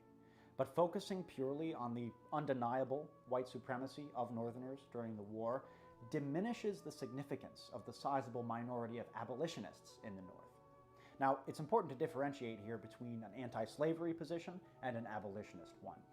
Most Northerners before the war were anti-slavery, but they either wanted to contain it and allow it to go extinct on its own, or they wanted to gradually free the slaves with compensation. It's like, we want to get rid of slavery, but like in the laziest, least committed way possible, so it looks like we're doing something, but not New England was actually. the hotbed of abolition at the time, and was home to its most famous and influential advocates. When John Brown's raid failed in 1859, most Northerners viewed him as a lunatic, a total psycho. But abolitionists like Henry David Thoreau successfully changed public opinion, and pretty soon Brown was being regarded as a martyr and a hero. It's in the song, right? John Brown's body lies moldering in the grave. John Brown's body lies moldering in the grave. John Brown's body lies moldering in the grave, but his soul goes marching on. Glory, glory, hallelujah. Shut up. Glory, glory, Hallelujah. Glory, glory, hallelujah. And Yank goes marching on. By the end of the war, many Union soldiers did consider their cause to be abolitionist. This was mainly because of the large number of contraband slaves that would follow Union armies wherever they went. And these Yankee boys, many of whom had never been to the South in their lives, were being confronted by the horrifying realities of slavery for the very first time. This hardened their hearts against that institution, and they said as much in their diaries and letters. Higher up, the logistical problems caused by this large number of escaped slaves forced commanders and politicians to take the idea of immediate abolitionism more seriously. So, by mid-war, freeing the slaves wasn't just a moral imperative, it was also a practical necessity. Well, you Yankees are just uncultured and basically miserable. That's the main difference between us.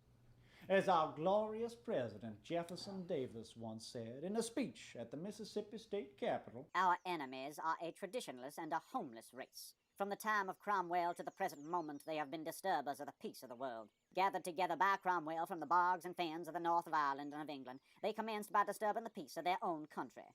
They disturbed Holland, to which they fled, and they disturbed England upon their return. They persecuted Catholics in England, and they hung Quakers and witches in America."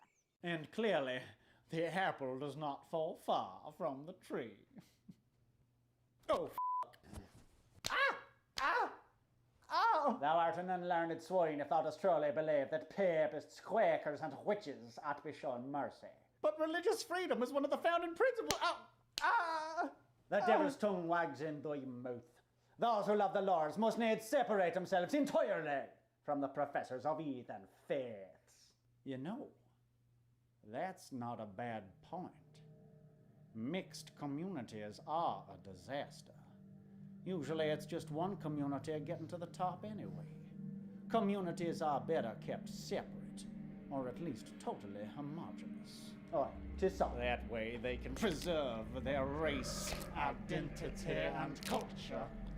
If you ever noticed, mixed communities look just like New York City and have no identity. Bastardizing anything unique. Devilry! My God. I have returned. Lord, you have brought me to the Valley of Izion, where I live in the depths but sea in the ice. Ending by mountains of sin, we behold your glory. You have no power here, which finds a general. I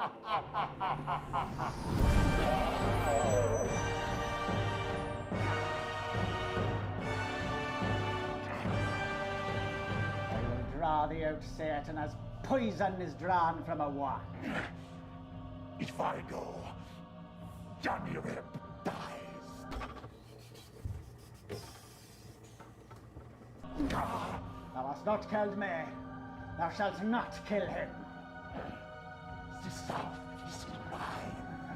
Begone!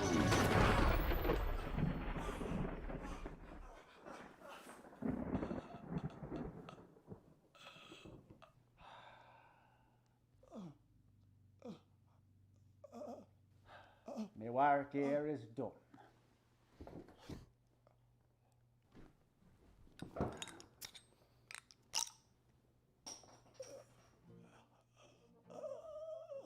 Okay, what happened?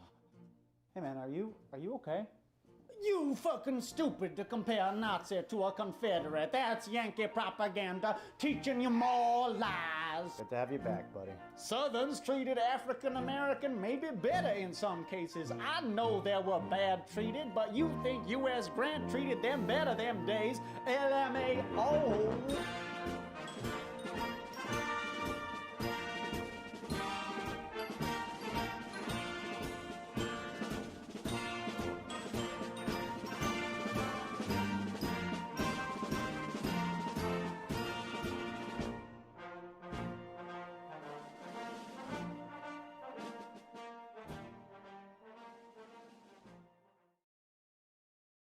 Having done the whole show with video clips that based upon the way we got back on the air here cannot be played right now. This was a very strange live stream. So Chris and Vince proceeded to go live and look over the evidence. They did a whole live stream, but it didn't show up because they were apparently hacked. Then the hacker just stopped and let them live stream right afterwards, but for some unknown reason, they can't show any clips or look into Ice Poseidon anymore. I tried to wrap my head around this episode many times, and it just doesn't make any sense, frankly. Right off the bat, Vince or Chris would have realized there was an issue because their live streams are chat orientated with constant audience feedback. They would have noticed an empty chat. whatever. Let's just say I'm looking into this a little too much. Let's say some hacker did hack them and fooled them into doing a whole live show without anyone being able to see it. Why didn't they just go over the clips once the hack was resolved? See, no matter how you really look at this, it doesn't make sense. Don't worry though, in the end it's okay, because Hansen actually talked to ICE on the phone beforehand, and he got to the bottom of this, so we shouldn't worry at all. Again, my gut here after talking to ICE and after watching a lot of these videos is that he is, kind of what Howard Stern was 30 years ago. He does shocking stuff or things that get people's attention, and that's why they watch, view, subscribe, and donate. And so people live this life with him. He likes to go on the streets and sometimes be outrageous. So when you say 12 is the new 18, you're gonna draw some controversy. And look, let's just be real. The environment on Discord subreddit is such that anybody can make any allegation anytime. Now, I've looked at these videos. I'm offended by some of them. I would never do what he does, but I'm not that guy. I do a whole different thing. So, you be the judge. With him being like Howard Stern 30 years ago, does this mean he could still be very inappropriate to all ages? No, I'm not. Again, the question is, the analogy with him being Howard Stern 30 years ago, does that mean it's okay for him acting inappropriate to underage girls? No, it's not okay. I don't like it. I don't understand it. I don't condone it. I think it's creepy, and I think it's wrong. And I think it's borderline predator-like behavior. But has he taken it to a level of breaking the law? And I've not seen that evidence. As you can imagine, this stream left a bit of a horrible taste in people's mouths. I'm not gonna lie, it didn't really make any sense to me and still doesn't. And it definitely didn't help that ICE was joking about paying off Chris Hansen. This fucking guy, dude. This guy, bro. Hey, listen, Chris, how about this? I know you are trying to grow your YouTube channel and get motherfucking become a streamer or whatever I have no idea. How about this? Why don't you come to Europe with me? Then you can really understand who I really am and what I do. All right, we got a nice comfy bunk bed for you right in the trip. All right, I know you're in debt a little bit with, I don't know, whatever you got arrested for scamming mugs or something. So, bro, we can pay that off. Come on the trip. Or I don't know, you got arrested for like, I don't know, not paying for his merch or something like that. I really have no idea, but I don't know, bro. If you're trying to pay the mugs off, bro, I got you. Don't worry. Come on the trip. Listen, we can take them and go to Amsterdam. We can see what's going on with the sex trafficking over there. Make a real story, bro. Instead of talking about Discord and nonsense. I've seen some people speculate that ICE and Chris talked prior to the hacking incident and that some kind of deal was cut. And that's why Chris Hansen was acting really strange and moved on from the ICE Poseidon topic immediately. As much as it pains me to defend ICE or Hansen, I don't think ICE Poseidon bribed Hansen. The hacking was definitely a lie, and Hansen made it 100 times worse by ignoring the issue and banning any mention of it in future live streams, but I doubt there was bribing going on there. Now, mutual gain, on the other hand, that's a different story. What I think happened was ICE talked to Hansen, told him about the rampant trolling culture in IRL and streaming in general, which Hansen and Vince have seen to a lesser degree, and convinced them that this whole Strawberry Vision controversy is the result of toxic detractors and trolling culture. And together the two of them just agreed it would be more beneficial for both of them to take the increase in exposure and put it all behind them in a civil manner. The fake hacking was just used as an excuse to avoid going through the clips. That would be easy to move past this event without arousing too much public speculation. ICE wins because Hansen looked into it and gave him a clear. Hansen wins because the exposure from the IRL community and IP Live. That's the only logical conclusion I can really come to, but at the end of the day, that's just an educated guess, and the only people who know for certain are ICE and Hansen. Even though Hansen alluded to a possible follow-up interview with ICE in the future, I think he's going to do an interview with me or some sort of collaboration and dig a little deeper into that world. I can't promise you it's going to be, this week, but, now that we're going to redo this show and get a little deeper into it, I'll give him that opportunity, obviously. So, and again, we had a good chat today. It never came, but Chris didn't stray too far from the IRL community. There was still some interest there, so 3 weeks later, he had another interview lined up with a small streamer named Corinne Forever. Hey, listen, do your kids ever watch you stream, Corinne? Probably, yes. But I don't ask them to. They're very busy with their homework. They have to get into Ivy League schools. They have a lot of pressure. So I don't want to talk about Chris. I don't want to talk about minors. We're not talking about minors, Chris. No, I know, but I'm just follow your own rule. Don't ask me about minors. I understand that, but what do they have a take on this? What do they think about their mom? Chris, do not ask me about minor children ever. Sorry, sir. Whoever made this interview happen is either a complete idiot or low-key the greatest troll alive. Unfortunately, it's another gem that's been purged from the net. After Current Forever experience, Hansen had one last small IRL streamer on, a female streamer named Egyptian Beauty. She's an old cam model from My Free Cams that somehow found her way into the world of YouTube IRL streaming. She became acquainted with Blade and Bjorn near the end of their RV trip, and Hansen decided to have her on for a chat about her experience in the IRL community in general. Blade, let me tell you something about Blade. Blade, wait, let me interrupt you for a second. Chris, I just got word that Only Use Me Blade is restreaming this show on his channel as we speak. I told you that in the beginning. Hey, Blade, pay me back my money, man. I shouldn't have had to pay Bjorn for the airplane ticket. You better give me back my money. I'm not playing, Blade. I miss these sloppy Hansen interviews from a few months back. I got a thing for unintentional comedy, but to anyone who was following this a few months ago, it was clear that Hansen and Vince were starting to miss the target a little bit. Hansen's a trooper though, or he's just lucky, I'm not sure yet. But either way, just when it seemed like he was doomed to spend eternity in this rut of interviewing anyone with a pulse, he hit the jackpot when people started blowing up his timeline on Twitter in regards to Jessica Yaniv and Blair White. It was only a matter of time before they contacted each other for a friendly interview about Blair's recent drama. The Blair White interview was single-handedly the biggest shift. That was Hansen's saving grace on YouTube.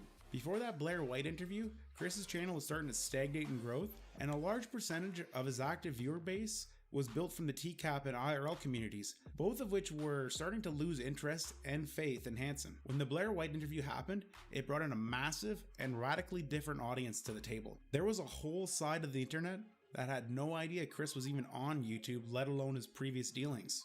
It was like a second chance, redemption. The interview itself, there was nothing really groundbreaking in it as far as what was revealed, but near the end, Chris was asking Blair her opinions on a few YouTubers. One was Sam Pepper, and the other was Onision.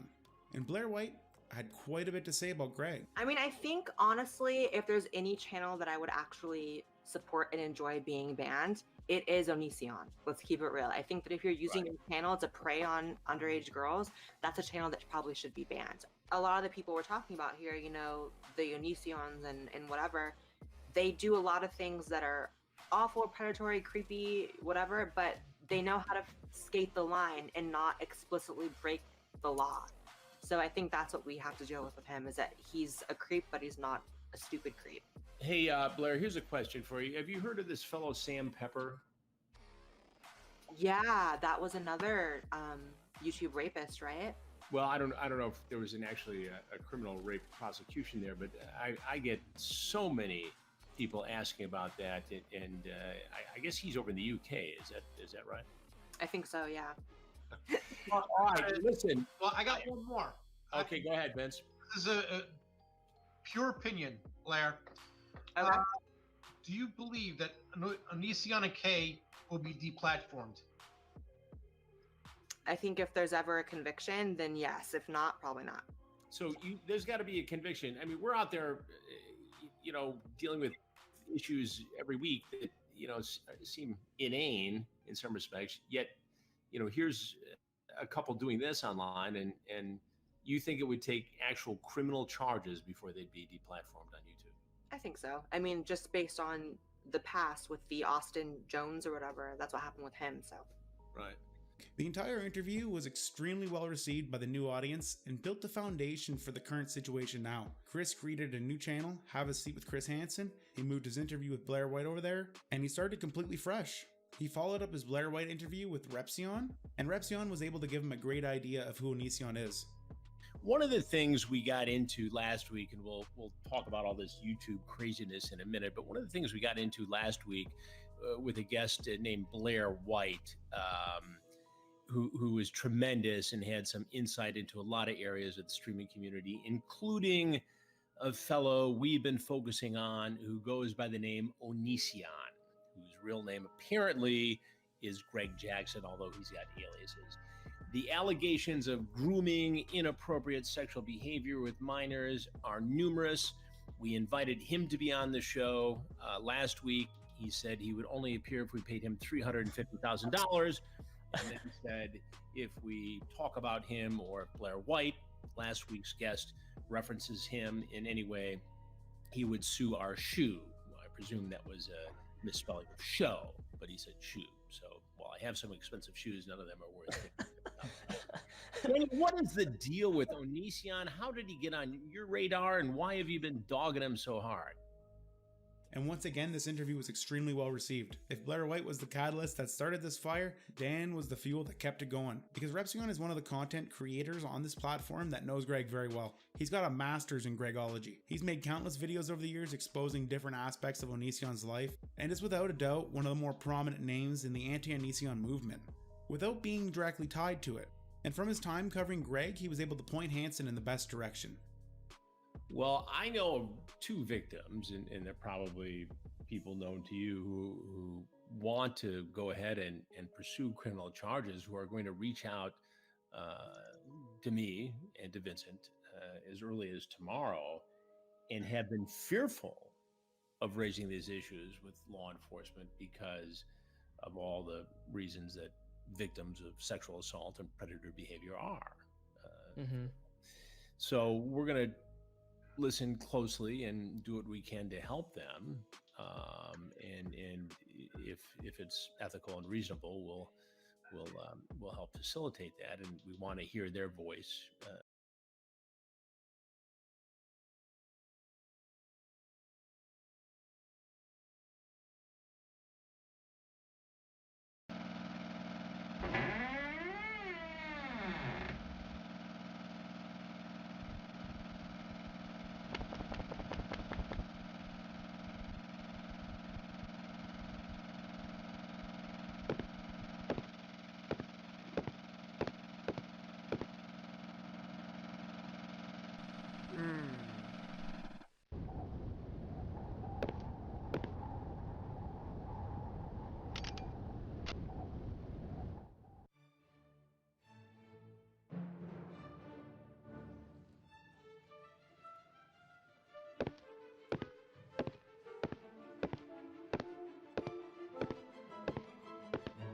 Get down on the floor and do not say a word. Freeze.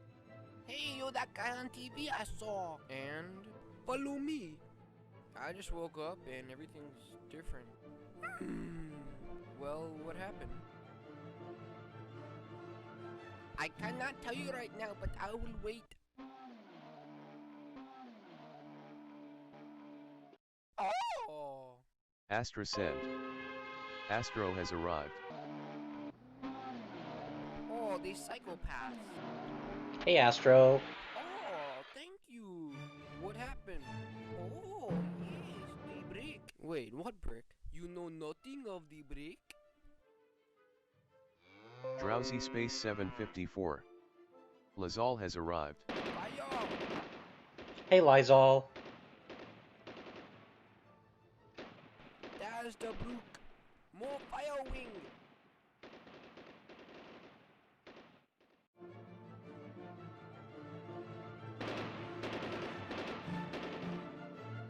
Throw the grenades.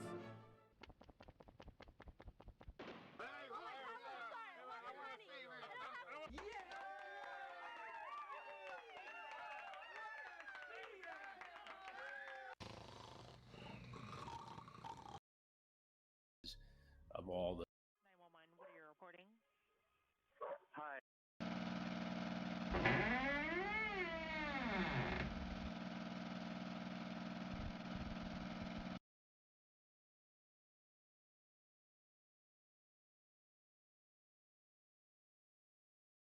Tonight, four of the best chefs in the world face off in the most intense cooking challenge ever.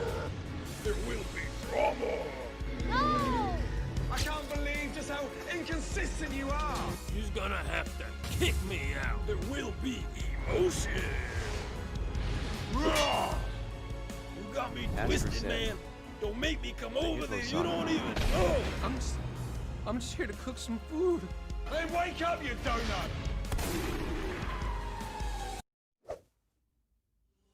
Hippo Saga it is. We're watching good shit. No! で教えてくれたというのに。ディオ！てめえをぶちのめせない。ほほう。では十分近づくがよい。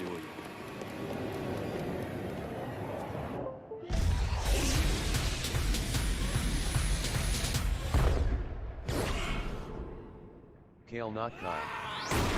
Alpha.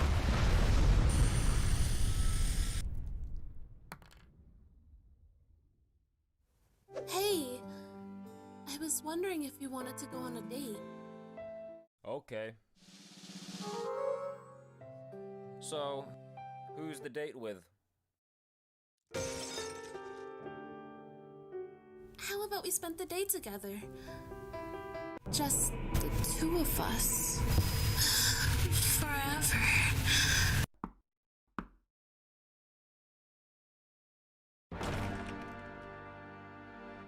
What do you want? My arch enemy stole my pizza. I was hoping to go beat him up. The only way you can defeat your arch enemies with the power of friendship. I don't have any friends. You know, I'm sure it'll all work out. Kale not Kyle. Hansaha needs to bring back the Yandere girl. I agree, bro. I agree. His power level is just too strong. I'm not strong enough to defeat his strong power level. You can do it. I believe in you. The power of friendship. They really do believe in me. I can't let them down. I can still win this fight, whatever it takes.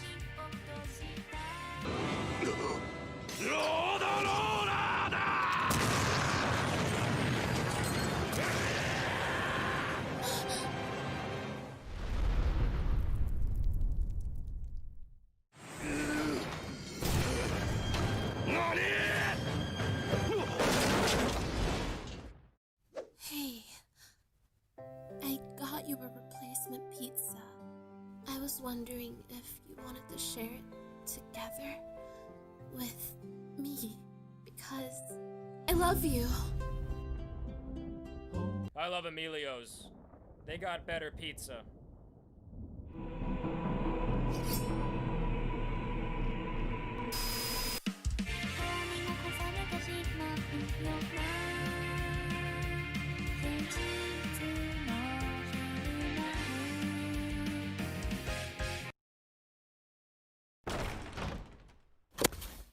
Hey, I got pizza. Bruh, I want McDonald's. I can't afford McDonald's! Bruh, you more broke than Humpty Dumpty. Yeah. Well, anyway, we got food in the fridge. Ha, Humpty Dumpty. Hey, what's up? Darling? Darling? It looks like someone threw out all of your food. I guess we'll have to go on a romantic dinner date then. So, McDonald's? Bro, you don't got enough cheese to hit up that McDonald's. I'll pay for the McDonald's.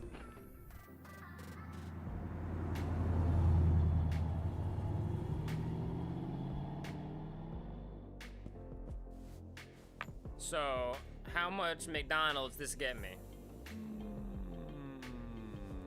Nothing, go away. Bro, I thought you said you had that McDonald money. I just wanted to be useful. Bro, I need them nuggets Baka! in my life. Nah. McDonald'shin.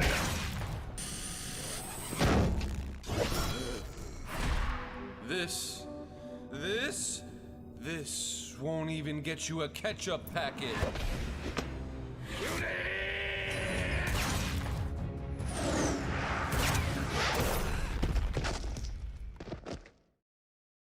You can't defeat me, but you can join me. Nah, I'm good.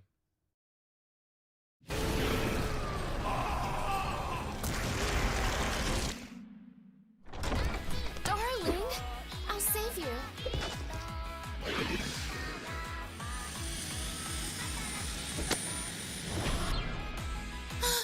What's this? We're holding hands. Hope we don't get demonetized. Let's get married.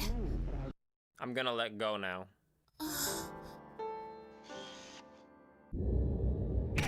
The aqua face. Hey. I'm gonna send you back to your friends. Could you not?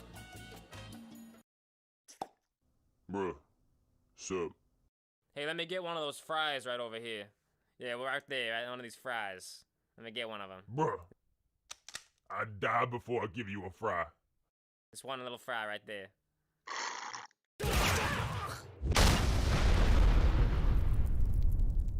Hey, you gotta pay for those fries. Nah.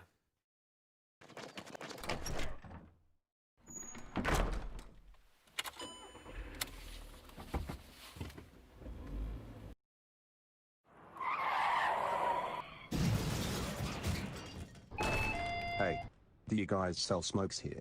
That's like the only thing we sell here. You know, Zone besides 51 Alex. my self-respect. Bruh, how you selling something you don't even got? Yeah, what are you doing here, little hippo? I was thinking about picking up smoking like all the cool kids. Oh, okay. Yeah, and I also want a hot dog. Whoa. I can't in good conscience sell you something so dangerous and unhealthy. It's behind glass for your own safety.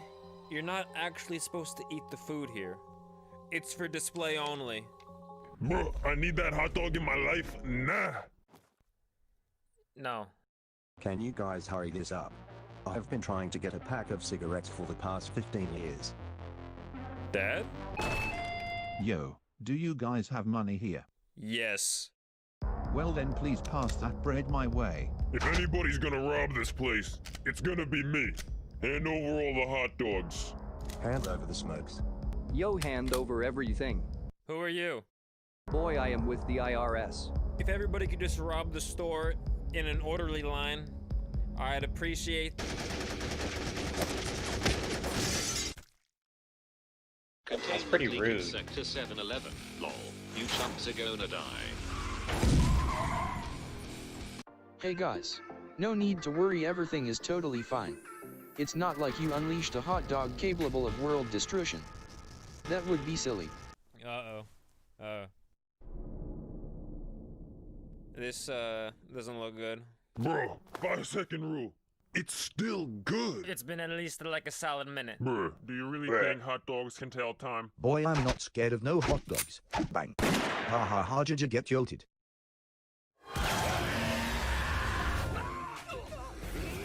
Ah, according to this newspaper, there's a job opportunity open at the local... Bruh, you ran away from here so fast, I'm surprised you didn't win the darn Olympics. You gotta deal with your problems, bruh. You know, you're totally right.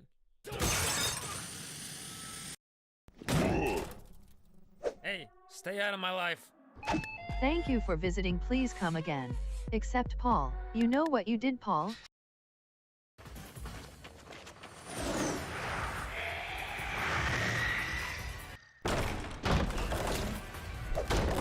Boy, why the fuck you late to my class? I thought school was canceled. Why would school be canceled? It's not a snow day. The zombie apocalypse. Shut up and go park your sweet ass next to the class bully. Hey. I was worried you weren't gonna come to school today. Don't worry me on that. Teacher, I'm being bullied in the IRL. Snitches get stitches. We gotta get out of here. Bruh, these walls can't hold me.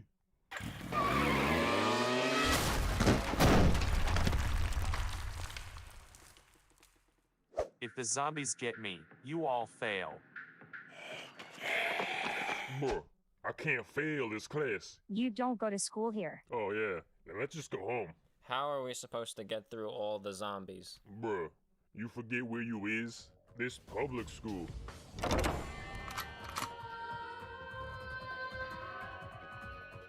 Why do you have all this? There's a lot of sickos out there.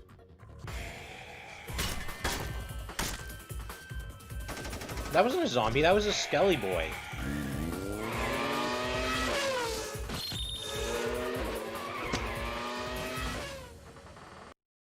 You know, overall, this was actually like a less stressful day than usual. I didn't even get stabbed once today. And we get to go home early. Hey, the zombie apocalypse doesn't dismiss you. I do. You are all getting super detention, and enough homework to choke a small hippo.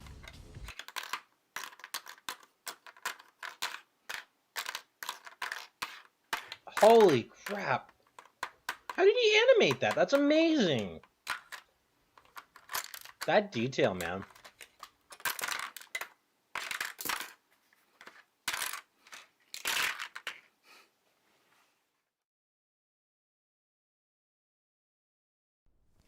me get one of those Doritos. Bruh, this high-octane gamer fuel. I'm gonna need every last crumb if I'm gonna go MLG. Boy, I've seen your Minecraft world. Bruh, I didn't know you was an umbrella. Cause that's shade right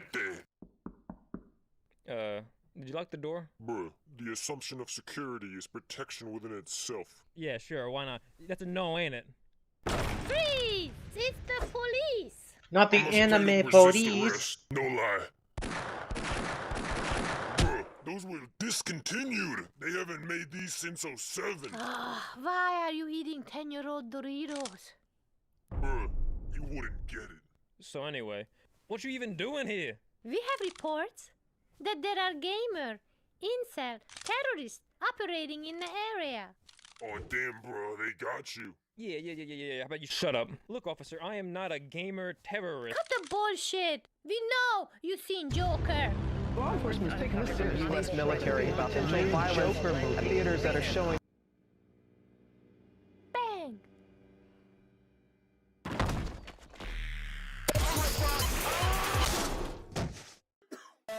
Bruh, I straight up locked that window. Call my Minecraft world trash. You trash, bruh. And now, trash, bro. The trash gets locked up. Also, I'm confiscating the Doritos. Bruh, my life is straight up tragedy, son. It's like, bruh, not the Doritos, bruh. I'm really curious what that hippo is from. It looks familiar. Hello. Welcome to Burrito Store. What can I Oh get you? yeah, best Let boy. me get one of those, What? I said I'm gonna need to get one of those. You gotta speak up. You know, we can order for you if you're scared of something. Boy, I know how to order a burrito. I don't need you stepping in. You was sweating up there, bro. Man, you don't gotta be embarrassed or anything, you know. I mean, I would be, but... Shut up. So, are you gonna order something? Yeah, let me get one of those. Look, bruh, I can't hear a word you're saying. Boy, you best not have AirPods in. Hey, these are AirPod Pros. I didn't spend all of my money on them just so peasants like you would think I'm broke. If stupidity was contagious, I'd be a straight up. Ooh, the butt. We're all out of burritos. You playing with my emotions now, ain't you? An E. coli outbreak contaminated all the food. There's a be an outbreak of these fists if I don't get my burrito real quick. Are we gonna have a problem? Bro, it's getting heated in here. Yeah, well, Oh, whatever. snap. Fine. Let me just get some chips and a side of guacamole. That'll cost extra. Extra to what? That's the only thing I ordered. Extra. That does it. I'm going straight up to Taco Bell. Cause at least there, it ain't a mystery if I'm gonna get food poisoning. It's guaranteed. Bruh, if you go on a Ooh, that's Taco Bell shade, bro. How about you pick me up, son? What was that? I can't hear you. You gotta speak up. Bro, that's cold, bro. I'm gonna need some cold hard cash for that table you broke. Who said I have money? Yo fam, how about you go be broke someplace else? Understanding, will have a great day. I'm gonna head out. You go be broke. Yo fam, how about you go be broke someplace else? Understand. Yo fam, how about you go be broke someplace else? Yo fam, how about you go be broke someplace else? Understanding, will so have good. a great day. I'm gonna head out. I love it. It's so beautiful. Hello. Welcome to Cholesterol Store. What can I get you? Cholesterol store. Yeah, I'll have, 2 number 9s. Bruh, I want ice cream. Be reasonable. There ain't no way their ice cream machine ain't broke. Bruh, our ice cream machine works perfectly. Boy, don't be spitting lies at me like that. I can see them through like a window. Boy, I smell a trap. Should we get out of here or something? Nah, bro, I'm hungry. But just in case, check the glove box, bro. Boy, ice cream ain't worth a felony. You clearly never had a McFlurry, bro. Hey guys, 2 ice creams coming right up. That'll cost $1. Boy, that's a little steep for my pockets. Do you guys take GameStop gift cards? Wow, you're more broke than our ice cream machine. You said the ice cream machine works. Picture. Okay, I got a joke for you. I'm gonna need to get that bread from that cash register real quick. How about instead of bread, you can have buns? Hello, police. I'd like to report a little beep. Build the helicopter. I'm off to the rescue. Ah, hey sport, before you go to jail, do you have any idea why? By poll, use over today. IDK, man, I'm not a psychic. Bro, I'm gonna keep it real with you. There ain't no way I'm going to jail. We have a working ice cream machine. Bro, that all you had to say, sign my up. Anyway. Bruh. Hello. Welcome to Cafe Independence. How may I enable you? Yes, I would like one of those fancy sugar-filled drinks that people take pictures of and post onto the internet. Okay, Boomer. What size? We got grande, venti, and... Huh? I don't speak Italian. Just tell me your name so I can write it on this cup. Yes, my name is... I wrote Jeff. That'll be $20. Yo. That's more expensive than gas. You drink gasoline? What? No. It's just that I made some poor financial decisions involving multiple moon-sized battle stations, and I'm a little short on money right now. So you're broke. I am not broke. Hey, you! Give me $20. Bro, I'm just here for that free Wi-Fi. Once our screenplay about my life story is done, we'll have that kind of money. You over here, dressed in full Gucci, yet you do not have $20. Boy, I'm dressed for success. Didn't you get arrested, like, last week? Nah, we got house arrested. Pretty dumb idea, because it's my house. I got the keys to that place. Look, I will become the most powerful Instagram influencer. I just need that coffee cup to do it. You need a job. No match for the power of the dark side. Ew, what is this, dark coffee? It sucks. Coffee is not the only thing here. That sucks.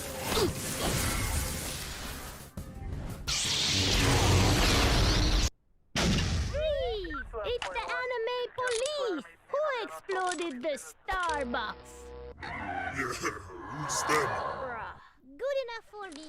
You are all under house arrest. You too, Reezy. You wanted Instagram followers? But now, the only one that's gonna be following you is your probation officer. Anyway, you guys mind if I write about this for our screenplay? Your screenplay's trash, bro. Bruh, this kind of stuff don't happen at Dunkin' Donuts, bruh. Bunch of haters over here, bruh. Hello. You guys want to play Monopoly? I ain't playing Monopoly. What the heck is that? It's a game about going bankrupt. You'll be good at it. Bro, you get it? Cause you broke, Yeah, bro. shut up. I know what Monopoly is. I'm asking you what version is that? Oh, it's the version where women get more money for pass and go. So you're saying the game is rigged from the start? You see, when I cheat people, it's all inclusive, B. Well, it's a good thing we're all boys here. Hot. Deadass B, that's it. I'm going somewhere where I can achieve tranquility. Like a Dunkin' Donuts or something. You can't leave. City's under quarantine. Also, you're still under house arrest. Choice is an illusion. Play Monopoly. Fine, but we play normal Monopoly. Cause we normal people, B. And I ain't gonna waste time reading no rule book. Sure thing. Let's play. Bro, I'll be the banker. This way, when I go bankrupt, the government will just bail me out, bro. If you get to be the banker, then I get to be the race car. Bro, you get to breath. Pretty sure threats of violence is against the rules of Monopoly. Oh, I'll check the rules. Please read the whole manual for complete clarity on the rules. Deadass me, I'm out of You here. can't leave. You're still under house arrest. You'll get arrested. There's always a choice. And I'll face the apocalypse before I spend another Conway second with you. _life_vest_west. It's the anime police. Hey, You are going to jail for real this time. Yeah, B, that ain't gonna happen. You ain't catching me. Get out of jail free card. Nani, it's not possible. Just kidding. You still going to jail. Well, do you want to finish the Monopoly game? Or no? Nah, let's do something actually fun instead. What are you Suck. implying? We can play Smash. Nice. I'm going away for at least 20. Dude, where did all the food go? Bruh, I know you didn't eat all this food. Bro, I chucked that trash. I told you, I only eat limited edition fiery habanero Doritos, bro. Quit being a gamer. They haven't made those in 10 years. Yeah, bro, I'm hungry. That food had to last. We are under self-quarantine. Bro, maybe you, but I got my plane ticket booked. Well, as long as we have a 10-year supply of toilet paper, I guess we can trade for supplies with the marauding gangs of Karens. I'm bored. Want me to suck your... Kanye_life_best_west. Quit wasting supplies. How long do you I had plan to to keep suplex this a going? grandma in the Walmart parking lot for those rolls. Hey, I'm trying to read anime over here. Bro, you passing up an S-tier waifu while you tripping, bro. Is it because of your AI girlfriend? The one with that dump truck rear Alexa? Her name is Cortana. Bro, you still simping for imaginary girls. Bro, she off being evil in space. You gotta let her go. It doesn't matter if she's imaginary. The thickness exists in our hearts, right, Chief? Oh, so you like your girls extra thick. I like my girls without extra dick. That's not what you said when you were finishing the fight all over my face. That didn't happen. Oh, You were dual-wielding something, all right. Stop. Hey, Doom has a better soundtrack.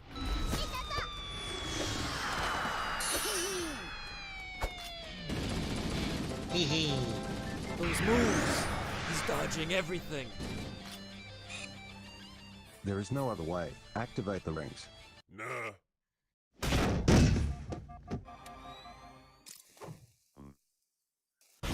Kanye_life_best_west. Wasteful, but you over here Wait, you've wasting been streaming entire for houses, 2 hours? bro. You blew up all the toilet paper. How am I supposed to take it Kanye_life_best_west. back? Yes, I'm sorry. I'm gonna take a shit.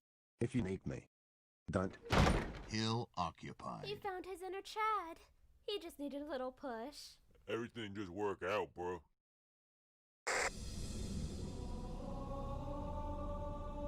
So I guess that's the end of the Hippo Saga. Oh, yeah, this is good. We should watch this review. Seth is awesome. Larry, he seems like...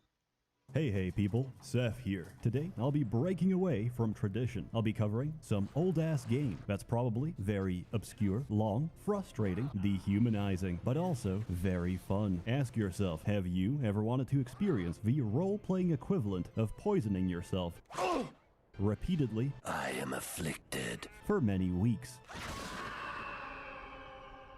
I got dibs on his stuff. Until you gradually build up a tolerance for self-inflicted pain and suffering. You see, much like eating a bag of raw potatoes, do it in one go, and you might die. But do it gradually, and you might live. Keep at it, and you might just start enjoying it. I present to you Wizardry 8, released in 2001 by the Canadian government. Wizardry 8 is one of the finest the Canadians, eh? Released on the That's personal relevant computer. to me, you Wizardry know. 8 takes place in the Dragon Ball Z extended universe. You and your party are space-traveling aliens hired by the Wookiees to retrieve all 3 remaining Dragon Balls, the Astral Domine, the Chaos Malari, and the Destiny Dominus, and use them to ascend as literal gods and reshape the universe. Ascension takes place on a planet called Dominus. Unfortunately, the process of ascension has been complicated by the involvement of a dark savant, who, to put it simply, is Space Hitler, setting up an interplanetary anti-Semitic blockade around Dominus. Unfortunately, your ship bears the Mark of David and is quickly shot out of a sky, forcing you to make a crash landing. All things considered, that's not too bad. Except, Space Hitler has also rigged the planet with a nuclear payload that is large enough to glass the entire surface, in case anyone who isn't isn't Space Hitler tries to ascend. I hope you're following all this, because this is just the intro. And now I'm gonna quickly summarize the plot to help you understand how amazing this game is. Space Hitler is not very popular. As a result, he loses the only Dragon Ball he has to the Italian Mafia, because he neglected to pay their godfather, Don Barlone.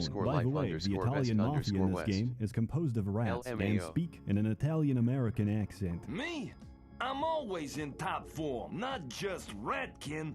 Razooka, pal! Yeah, the Order of Tar. You might consider us a family of sorts. Don Barlone switches out the Astral Dominate with a shiny salt lick. The melanated master finds out and has an autistic tantrum in front of you. You'll come to find this is a common theme. You take the imitation and buy the real thing. It costs most of your life savings, so instead of paying, you might try and whack him instead. Luckily, the best tricks are so nice that they work twice. First, you gotta get chummy with the Umpani or the Trang. This is the choice between authoritarian rhinos or literal bugmen that reproduce faster than India. I usually roll Umpani because we share a common bond in our attraction to anthropomorphic rhino girls. Siding with one of those lets you visit the local Wookiee embassy to have a look at their Chaos Malari. And by having a look at their Chaos Malari, He seems like an honest, trusting guy, and those are my favorite kinds of people. I mean snatching it in front of them, apologizing sincerely, and then replacing it with a knockoff glass bulb. Then you gotta find the Destiny Dominus, which is really the search for enlightenment. As the source of all knowledge in the universe, you find it naturally by consuming a lot of psilocybin, DMT, and ayahuasca. So you can project yourself to a higher plane of consciousness and talk with Joe Rogan. With all 3 Dragon Balls in your dragon sack, there's still the small matter of nuclear oblivion. So you gotta go up north and offer your sweet body to a goat demoness. This game was very progressive for its time because Alcedexis is fiercely heterosexual and rejects the very concept of scissoring. She also rejects the concept of monetizable content because her milk jugs are anything but modest. Anyway, to disarm the bomb, you have to get inside it. How? By breaking and entering into people's bedrooms, because, logically speaking, one of them is bound to have a direct access interdimensional portal into the bomb, which can be disabled by pressing random keys and getting lucky. With a bomb no longer armed, you smack the Savant, leaving him disarmed. The Savant dies, but in his death reveals to you the ultimate truth that he's been using a voice changer on Discord this whole time, and he's not actually that dark. The end. Any questions? No? Then in that case, welcome to Wizardry 8. I love this game. Now let's talk about playing it. To play, you need to make a party. From characters you make yourself. If I said there's a lot of options, that would be an understatement. You can be anything you want to be. Humans, non-humans, subhumans, furries, scalies, more furries, and even short kings. There's so many short kings in this game, you can pick by your preferred size. Anything from 5'11" kings to a 5'10" pocket prince, who are so light at this point they get carried away by the wind. Race. Is there a link between race and I? There's 11 races, and that's only including ones you can pick. There's about 16 in total. Do anything you want to do, and I mean it. I don't care how many classes your game has, because Wizardry 8 has 15, including, but not limited to, fighters, which fight, Valkyries, which fight using female privilege to avoid death, ninjas, which fight with the empty space representing their lack of contribution to the team until 2 weeks into the average game. However, if you rolled a fairy ninja, congratulations, because your pocket prince can now solo the entire game. Alchemist makes potions and breaks the economy by making infinite potions you can sell for infinite money, letting you buy everything in the entire game. 10 out of 10, working as intended. Gadgeteer, who uses an unconventional amazing game with no flaws or bugs. But that's the boring part. The interesting part is overloading a microwave in a monastery, ripping out the microwave chip, and using it to give your enemies brain tumors. Gadgets are essentially random pieces of trash duct taped together to inexplicably cause widespread devastation. And if you think that sounds ridiculous, then let me tell you about the Bard. In most games, a Bard plays music, keeps up morale, and probably cooks and cleans for the party as well. In Wizardry 8, the droning melody of a Kanye bard's _life bagpipe brings _best pandemonium, _ the west. plucking of his harp Sounds causes epic cerebral NGL. hemorrhaging, and the blowing of his horn results in nuclear fallout. Building the optimal six-man party is difficult. Nuclear Jericho's Explaining horn. is difficult, and we don't have time. Here's my build. Follow it, copy it, enjoy it. It's very powerful, very well-rounded, and gives you a complete first experience of a game. By the way, this game's got a lot of voice dialogue. I've got a surprise for you. Stand still so you can get it between the eyes. And most of it comes from your own party. I almost feel normal. There's 18 different personalities for each gender. There will be many implements of destruction at my disposal, yeah? Which is 36 fully voiced Yeah. personalities in total. Yeah, slice him, dice him, no sense being nice to him. That's my motto. And that's absolutely nuts. Now, on to the fun stuff. I present to you all my current party. That's right, I manually imported all this to work inside the game. By the way, they're fully animated. The portraits, not even that bad. But manually animating the eyes and mouth, yeah, that took a while. As our first fighter, we got Internet Historian. Physically, he's a giant. Mentally, he's... Ah, a trap. I wonder what would happen if I just pulled this thing here. He's very stable. Mr. Mandalore as our second fighter, whose voice I absolutely adore. How exciting. I think I'm improving. Oh no. More people. They just keep coming. And coming. I'm getting stressed. It's just so expressive. As our morally bankrupt, backstabbing, that is the conniving, best and voice acting scheming I've You ever got heard my in man a game, Uber Danger as a ever. rogue who sounds exactly as he does in real life. I'd rather be recognized with cash, but a rise in status will do. Oh yeah, this is amazing. Nothing special. Yeah, probably worthless. I'll just hang on to it for us. You go on and fight. I'll guard the rear. For spellcasters, I put Frederick Knudsen as our resident psionic. There's nothing wrong with him. He's actually the most well-adjusted of the entire group. Gotcha! I am glad to be alive again, though the stillness of death was not totally objectionable. Also, I put him as female. Sorry, Fred baby, but the best jewelry in this game is for girls. And we need to min-max. Myself as the party's dark, brooding alchemist. Sure, that's why he has to play as a Fear girl. the power of darkness. I revel in it. Who, over the course of the story, has been one-shot many times. The dead guy. What was his name? Thanks so very much. Why did you tear me from death's sweet embrace? And finally, Ken Ashcorp That's as a our bit too local real priest. for me, bro. Careful! I can't believe we're wasting time talking to a chipmunk! Who's also completely unhinged. I did originally consider adding Pyro Cynical to the team, but unfortunately, YouTube does not let me feature minors in this Kanye video. There's a _life lot to do _ in best wizardry. _ Explore west. amazing places, Ricardo visit the Milos. swamp, catch malaria, Kanye climb a _ tree, life get body _ locked for _ hours by west. hamsters. Go to the only MMM. functional city in the game, with a grand total population MMM. of about 12 people. Get harassed by Space Hitler and the androids of the Fourth Reich. Head to the bar, get blackmailed, go to the bank, because of course it's still open. Go to the airport, because why not? Because this is the one game where you can talk to a starship and tell it to go fuck itself. The dialogue system in this game is nothing short of amazing. You have to manually write down, memorize, and figure out the keywords for conversational topics you're interested in. The game will then try to identify your intent and produce you a fully voiced answer. Amusing yourself, are you? There's not many NPCs in this game, but I remember every single one of them. Whether it's the Umpani and their militaristic tendencies, Oh, come on now, stupid thing. Get in there. Perfect. Oh no, oh no. the Drowsy slick-talking Space Don Barlow 754. of the Razuka, We keep Blackmail our end of the LMAO. deal, you know. But he slips town before he pays our fee. So, we're here to collect. But he ain't gonna pay. That ain't a problem. We get our cash, and you get your prize. And the Dark Savant gets shafted. or even your own biological daughter, conceived as a result of sleeping around with demons, because their voice acting is absolutely fantastic. Some can even be convinced to join your party. Unfortunately, most of them are highly superstitious of their own planet, and won't go where you want them to. You know what, boys?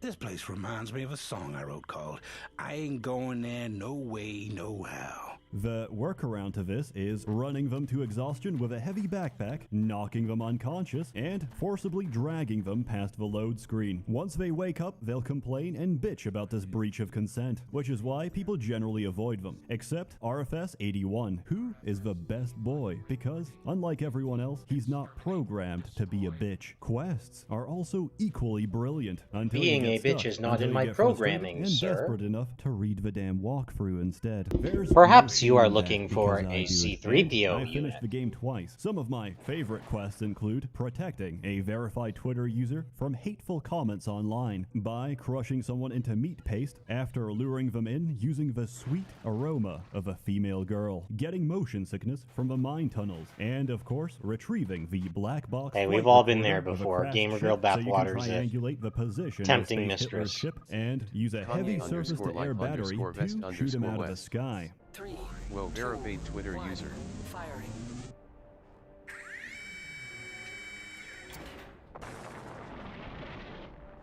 Yeah, this game goes 0 to 100 real fast. Anyway, let's get back to something sensible, like using medieval weaponry to kill fantasy creatures. The biggest part of this game, from beginning to end, from the moment you wake up on that beach to the moment you pass out each day from exhaustion, is combat. This game has a lot of fighting. A lot of fighting. The hardest thing in this game is to simply walk unmolested through a short forest trail, which is physically impossible, because every step of the way you'll be harassed, molested, and physically assaulted by the entire regional populace. Should you survive your first experience of the great outdoors, you'll reach Arnica, the first city in the game. And don't worry, that's where I also let my guard down, sleeping with a door open, peeking out from a dusty window, only to catch a faint glimpse of moving pixels in your peripheral vision. I'm very sorry, but you're now in combat with the entire city, because even civilization is an unstoppable barrage of random encounters. To understand my frustration, here's an example. Previously, I have walked 5 meters on a tropical island, got jumped by crustaceans, walked 5 meters back because I realized I was going the wrong way, got jumped by more crustaceans, only to walk forward again and get jumped by the same group of crustaceans which have now respawned. This wouldn't be so bad if combat wasn't turn-based, but it is, and it's slow. This won't hit you immediately, but believe me, it will. And once it does, the following information will make sense. Hello, future crap viewer. battle. Like you, I have also had a mental breakdown Crap's so after tough. watching combat animations for many hours. So I've installed the Wizardry 8 speed mod to quicken animations. I'm running Wiz 8 fast at 625 times speed, and I'm simultaneously speed hacking the game with Cheat Engine at 3 times speed. And it's still slow, but don't get me wrong, that doesn't mean combat is easy. It's absolutely the opposite. It's sadistically hard. It doesn't care, and it's going to keep beating you until you break. She was insane. Kanye_life_vest_west. Sure, you can put down the difficulty. You're still gonna get shredded by the 10 plus juggernauts that just came out of camouflage. The only way to avoid dismemberment is to play intelligently. Hey, chap. This game is a constant battle of overwhelming odds versus your own capacity to game the system. To charge the juggernauts is suicide. They swing potentially 3 times a turn, and they're not stupid. They're gonna surround you, flank you, and hack your spellcasters to pieces. Positioning is important. Instead of charging, we herd them into a choke point. Their numbers become worthless, and we reduce the fight into a glorified meat grinder. And that's not hyperbole. Enemies get visibly wounded the more you hurt them. It provokes a very Pavlovian response, as I get satisfaction from seeing whatever has inconvenienced me get reduced to a bloody pulp. Other times I'm left thinking, Jesus fucking Christ, please stop. Just put him out of his misery, as I'm beating a bandit so hard that we've ripped the very skin off his face, and his skull is visibly poking through the flesh. Tactics are important. Your fighters do most of the damage. Your mages control the battlefield. Why deal with a crowd when you can make the crowd insane and kill each other in a psychotic rage? And if that doesn't work, paralyze them, curse them, give them topical dermatitis, make them throw up, and induce nausea. You know the best way to stop You do an have enemy attack? options. Diarrhea, because it's very hard to focus on anything when your ass is exploding. However, any status that affects enemies can affect you as well, and you'll find it's very hard for your party to focus when they're in the process of getting vored and digested by wild animals. Something's different, but I can't put my finger on it.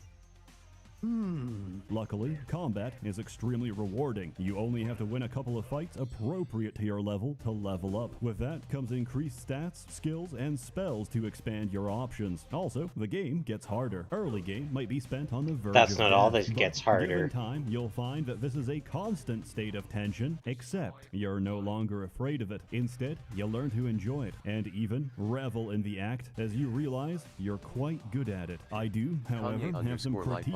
One, traps are randomized, and one of them stole Oh boy, 90% of my traps! card's I love assets. traps. Philosopher's Bane turns your gold into lead, and I forgot to quick save. On the other hand, my critique is also praise, because traps are a perfect example of how goddamn good the sound design is in this game. First, you gotta tumble around to try and guess the mechanism. Next, you need to try and disarm them one at a time. Listen to this. The sound is so goddamn crispy that you can physically feel the tension as your rogue fiddles with the machinery, which can snap at any given moment.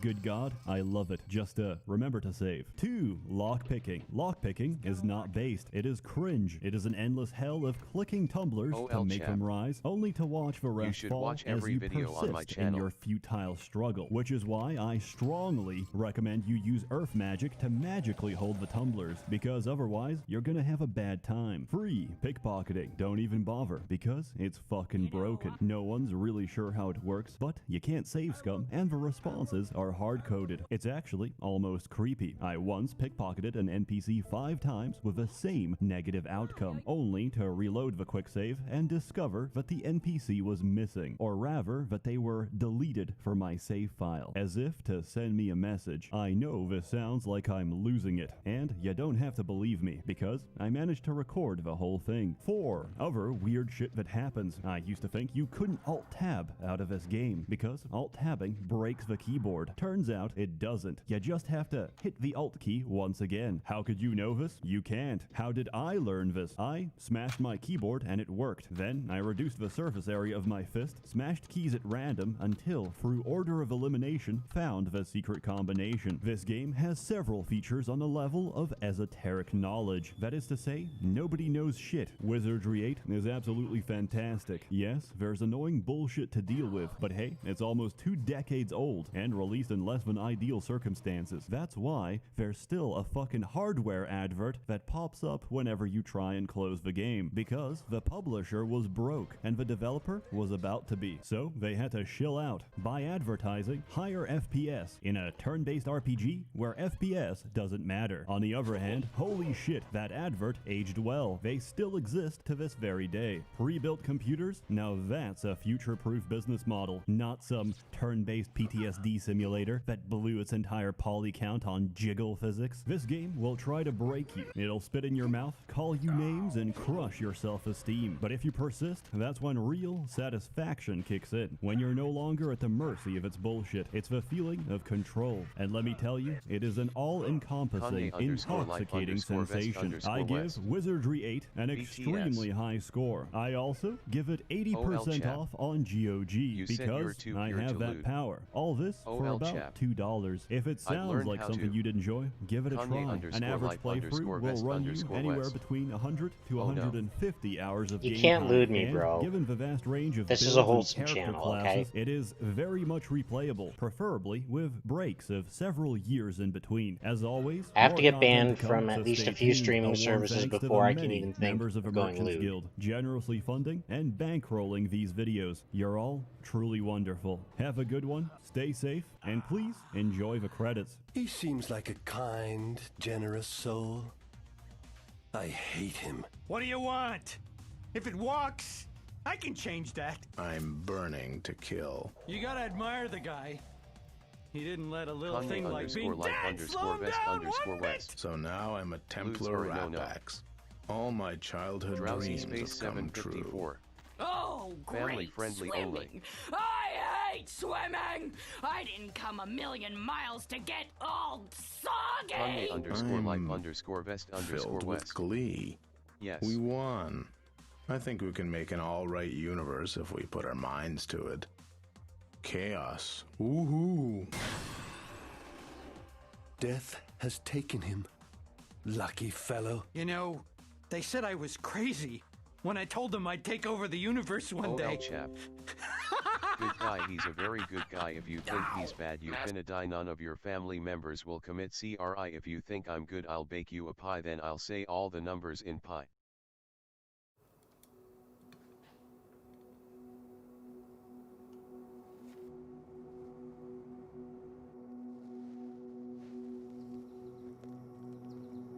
I think if you look around at so many of the technologies that are available today, there's so many brilliant female minds that are behind it.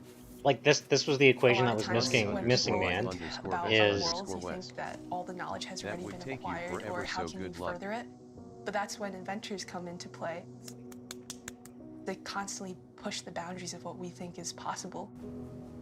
It's important to imagine things that don't exist yet, because you see the possibility for things to happen. You kind of let your brain be free. Who knows, maybe you can actually make it something real.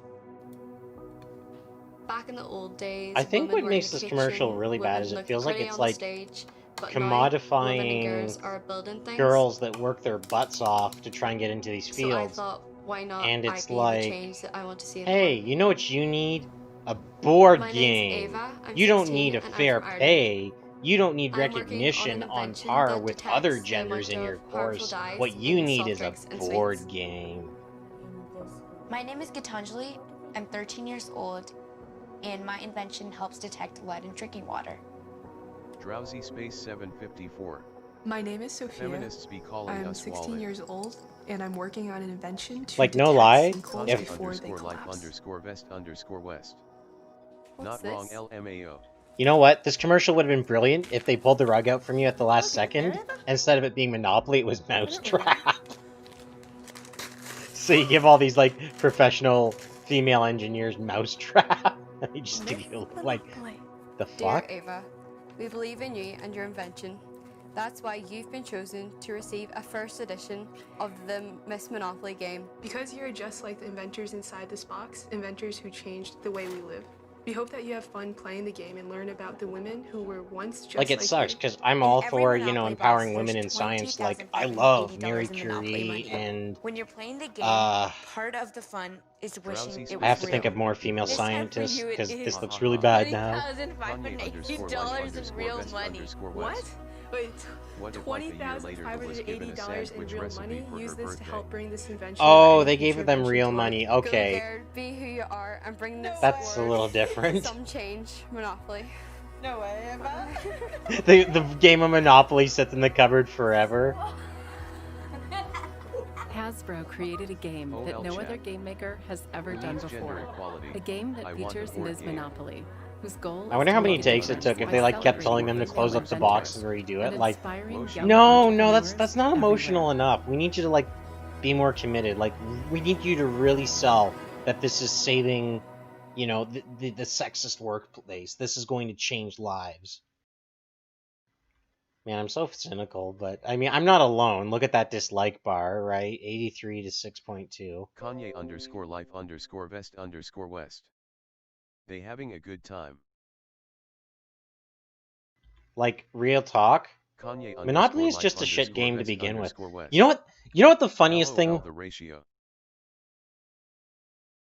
You know what the funniest thing is, though, about it being Monopoly is Monopoly is a game inherently designed to show you the unfairness of a capitalist-based system. The Drowsy original Space game. 754. Let me see. All of us I might spent be able to money find a for them video and on we it got that, like, nothing. I think someone did a video on it. I'm pretty sure.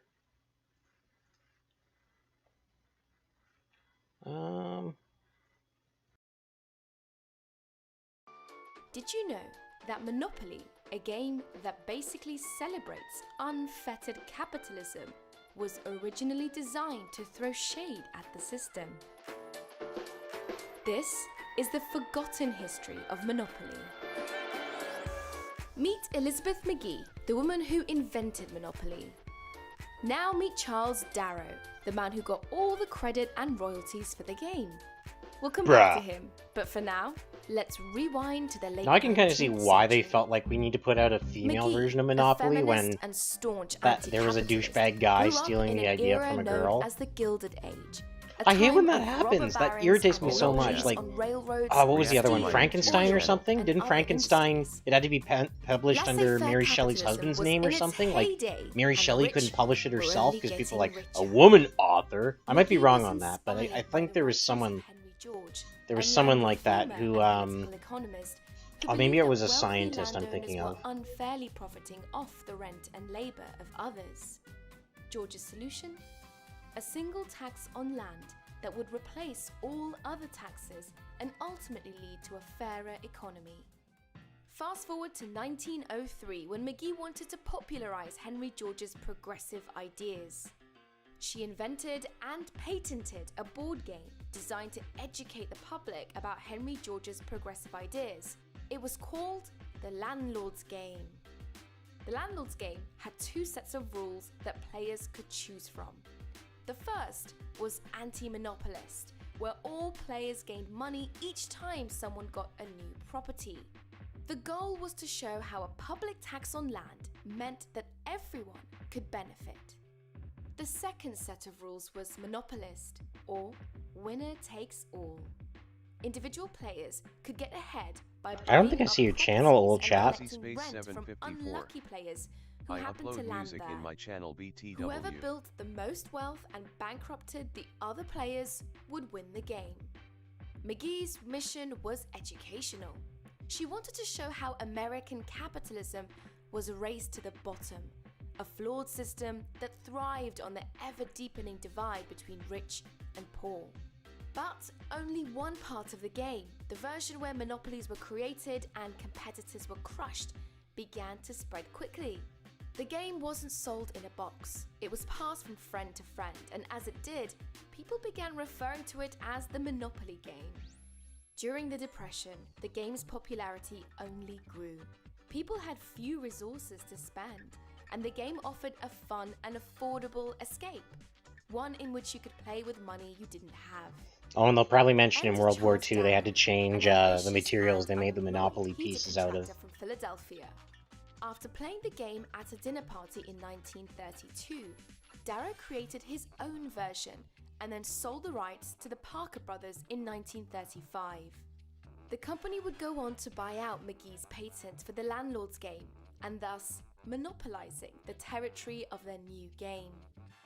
The game, which appropriately rewards land grabbing and greed, became a massive success. Now, more than 80 years old, Monopoly has grown to be one of the best-selling board games in modern history and has been translated into 47 languages. With Parker Brothers writing McGee out of Monopoly's origin story, Darrow became a millionaire and received royalties throughout his life. Elizabeth McGee, on the other hand, received a total of $500. Like, there's a lot of people that harp on the old rich white guy thing, but this is definitely a case where that guy was a douchebag, man. Like, that's outright theft. Forget, like, it was a girl or a guy, like, that was just stealing from someone, and it makes it even worse, because he probably knew at the time, you know, that was her idea, but he thought it was okay to take it, because it's like, oh, well, that's a woman, that's a, you know, lesser person in this society. She'll never get far enough with that idea.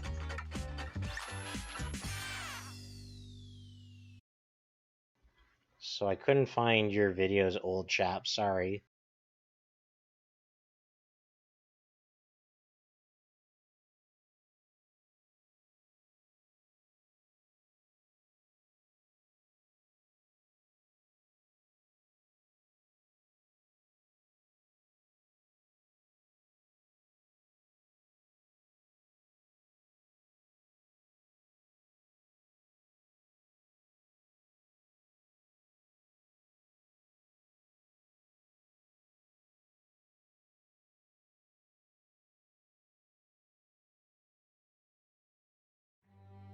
President John F. Kennedy was assassinated in Dallas, Texas on November 22, 1963.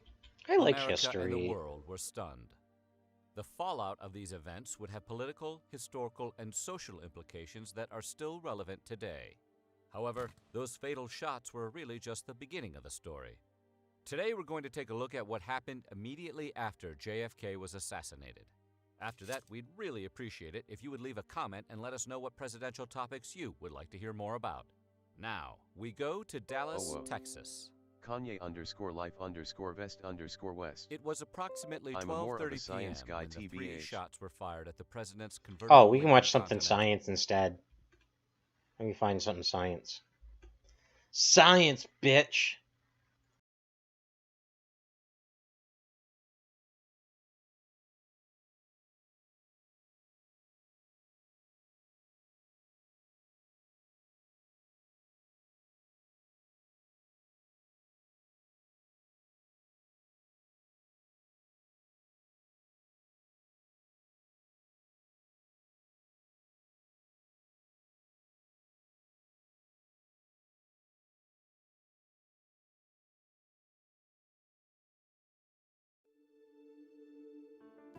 In the Northwest Territories of Canada, a lone geologist labours away with hammer and chisel, struggling to extract a sample of rock from a smooth, unyielding surface. How's this? This is pretty He doesn't sciencey. need to worry about night falling. In the summer field season, the sun is never far from the horizon, and a pinkish twilight reigns. Kanye_life_vest_west. Epic NGL. Fieldwork in this corner of the globe is a unique challenge. There are no roads out here, no cafes or hotels, no help if anything goes wrong.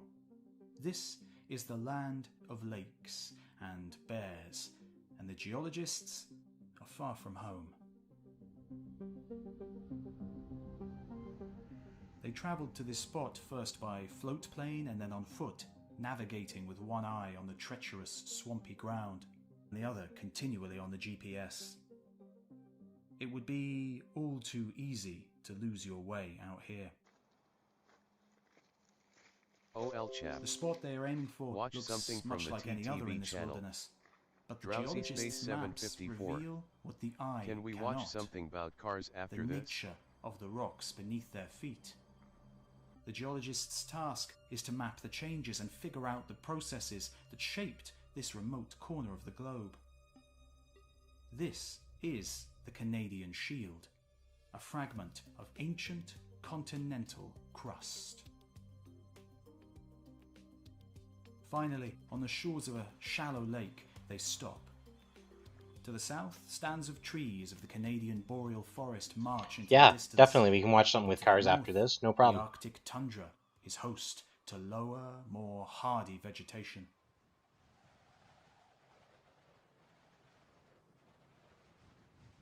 This whole area lies under many feet of snow and ice in the winter.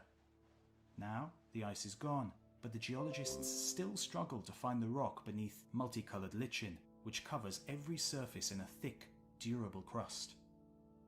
Only where fires swept through or frost has shattered the surface are we able to see It's about through to be the 1 ancient a.m. rocks soon for me, themselves. LMAO. The surface is smooth, polished as if by some immense Battler giant's Rosetto. whetstone. Hey Kyonko, But which are your this favorite Let's is Players? the handiwork of glaciers passing through, whose incredible force is enough to grind solid rock to powder, and then use that powder to grind the rocks some more. Erosion by ice, water, wind, will be the fate of all rocks eventually. But this outcrop, so far, survives. Battler Rosetto. Corone is really This is what FJN. geologists call a gneiss, Battler a Rosetto. metamorphic rock with an Fun eventful asterisk. history. One that has borne witness to the convulsions of the earth on a massive scale. Over hundreds of millions of years, as continents collided, the granite was crushed, baked, folded, twisted out of all recognition. I'll When just it's chill finally here. uplifted and exposed at the surface, the result is this intricately striated rock, which wears the scars of its torment as a badge of identity. Certainly, it's a beautiful rock. It looks like many other nices all over the world. Battler Rosetto. Starting out as igneous And any rock, others a outside granite of that VTubers. froze from magma at the heart of an ancient volcano. But this gneiss, this hard-worn specimen from the far reaches of Canada, is special. It has seen more history than any other rock on Earth.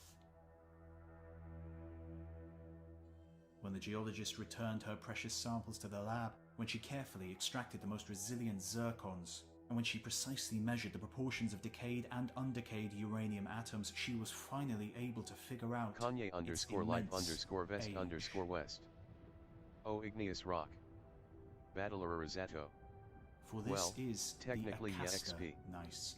You actually sounds like a dude like what you said, or are you a dude sheltering? Yeah, I'm as the kids today call a dude. I just like being cute, that's all. I don't know, maybe it's just the case of, you know, when you make an avatar, the girl is cuter, so you like that. I don't know, I just prefer this, so yeah, that's what I'm going with. So, if I had sunglasses right now, I'd... Oh yeah, give me a second. That have been the death of so many younger than itself. So perhaps it's not surprising that rocks like this are incredibly rare. What may be more surprising is that, however hard geologists have searched, they can't find anything older.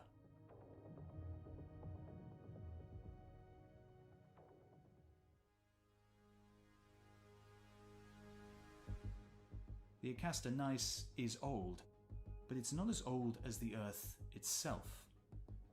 Meteorites tell us that the Earth formed around the Sun 4.54 billion years ago, and yet the oldest rocks are more than 500 million years younger.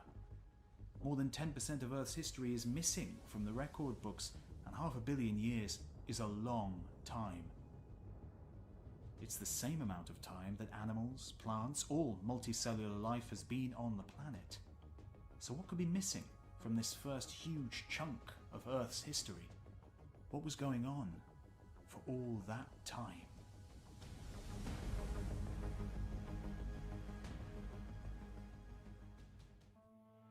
Deal with it, bro.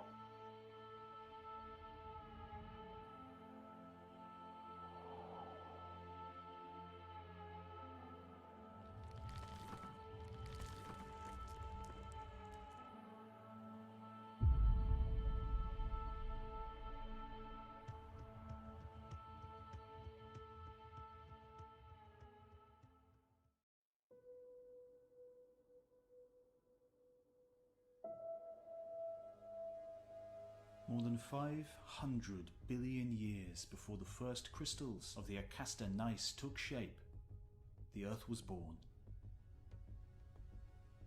The newborn sun shone a weak and watery light over its protoplanetary disk, where gravity pulled specks of dust, then tiny pebbles, larger rocks, and eventually huge protoplanets together.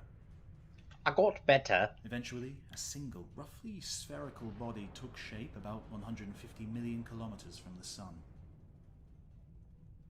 Inside this newborn Earth, heavier elements like iron and nickel felt the irresistible tug of gravity and descended deep into the heart of the planet, where temperatures and pressures soared. The Earth differentiated into core and mantle, the surface of the planet exposed to the cold vacuum of space, cooled and solidified into a thin, igneous crust.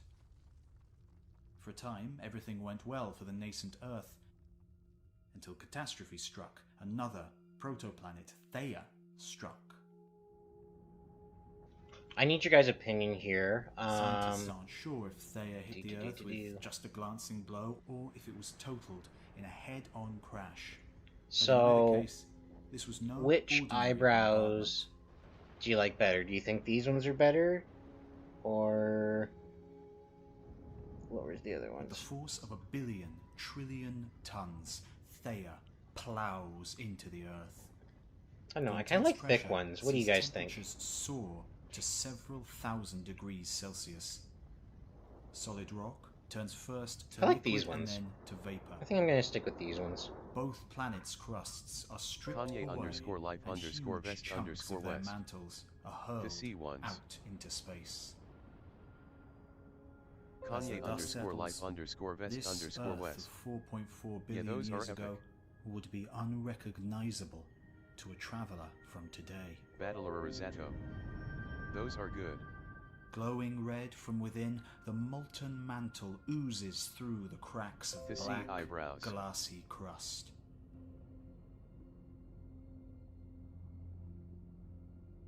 It's girdled by a thick, tumultuous ring of rock and dust, the disgorged remnants of both victims' mantles, now frozen and locked in orbit. Once upon a time, there was a little girl with an adorable red hood and great flaming eyebrows. Would have been blown away by the spectacular force of the collision.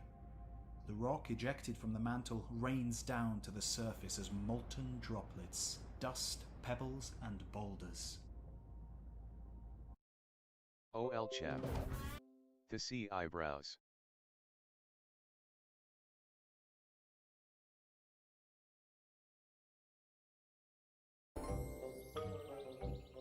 Once upon a time, there was a little girl with an adorable red cape and great flaming eyebrows.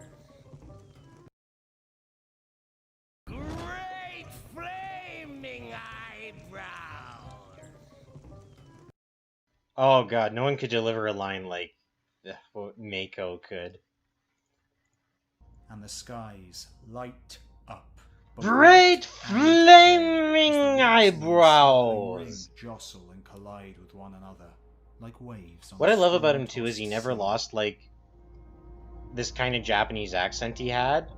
Like he always kind of night and day themselves come at break had a bit of it like he couldn't shake, which might bug like some guys, but I think for him it was it worked because it like kind of made him sound like wise Asian kind of guy.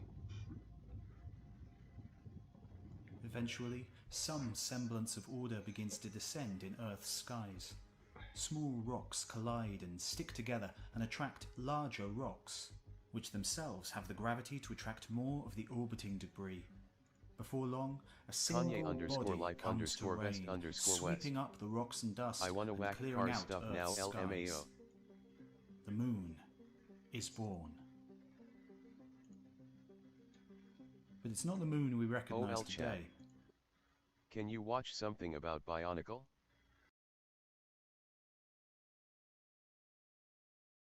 We have to decide, children. Are we watching Bionicle or are we watching Cars? Kanye_life_vest_west. Bionicle it is.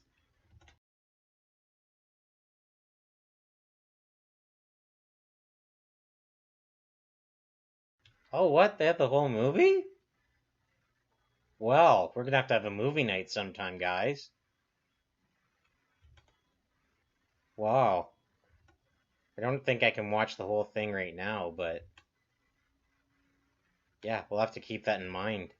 We'll have to watch that sometime.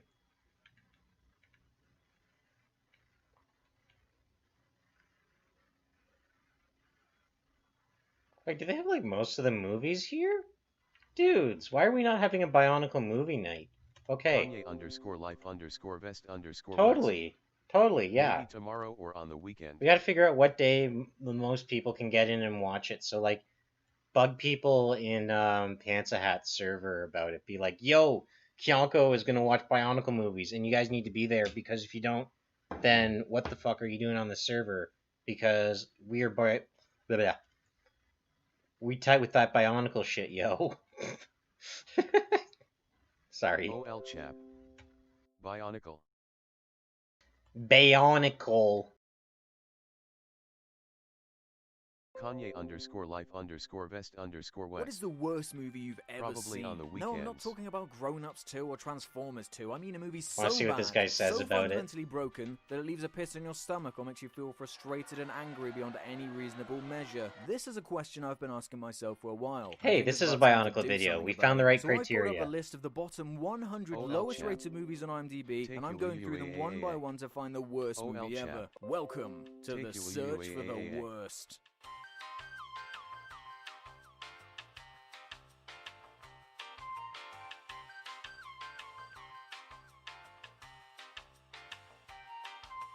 Bionicle Mask of Light isn't really the worst thing in the history of anything ever.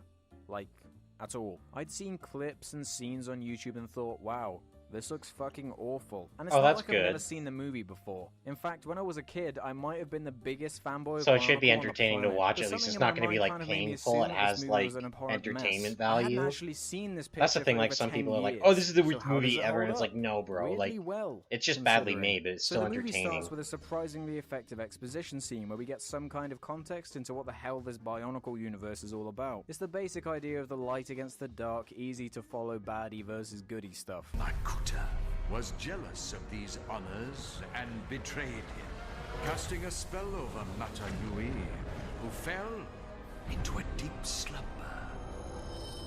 So once that's over, we're introduced to our two main characters. The yellow one. Yo, Bionicle is low-key Moana. They're kind of cheating with this movie. And by cheating, I mean the only thing that kind of resembles Bionicles at all. Like, it does basically lift Polynesian stuff. And even things like animals or rucksacks are made of what seem to be natural material. Look, it's just like a castle with a bridge. Why? That's a good point. Like, why are they made out of Lego and everything else is like just normal? It's just a tad of visual clash when you have super advanced sentient robots exploring through purely natural and ancient-looking scenery. I don't know why Lego stopped releasing Bionicles. This character might be the worst thing since I discovered heroin, because he has the worst voice acting I've ever heard. Oh, good. What are you doing down here alone? We're supposed to be at the Coley match? Oh. Why is he so American? Is there a reason? Oh man, this is gonna be great. I can't wait. This is the blue one. He jumps across some lava to find some old relic rock thing, which winds up falling into the lava to reveal